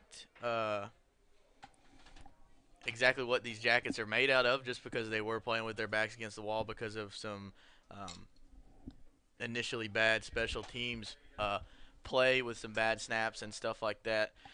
But like you said, I expect to see they are rebuilding. Coach Mcclure's got something special going on with this team. So I would expect to see a different Hayesville Yellow Jacket team coming down the stretch. Yeah, Jake, and as I see here, as I'm looking at the Hayesville roster, they've got 16 or 17 players that are freshmen and sophomores on this varsity roster. Let's take a quick second to highlight a few. First and foremost, we're used to seeing a Mcclure pop off on Friday nights here in Hayesville, or it is Monday night, here it is. But we'd be remiss to say number 20, Taylor Mcclure, starting for the Hayesville secondary as the deep safety position. He really popped up. He made some big hits. I think he probably had 3 or 4 tackles for loss. And then, even when things got bunched up in Clatt for Franklin, who had a big game, broke off some 10 and 15-yard runs. Oftentimes, McClure was the one that Taylor McClure, the freshman, was the one that brought him down deep in the field to keep those 10 and 15-yard runs to just that instead of being 30 and 40-yard runs. So definitely some promising young players for Hayesville as we'll see them grow into this season. Yeah, for sure. And we talked about Murphy playing Franklin on Friday night. That looks to be a very interesting game, as Franklin definitely brought their A game tonight.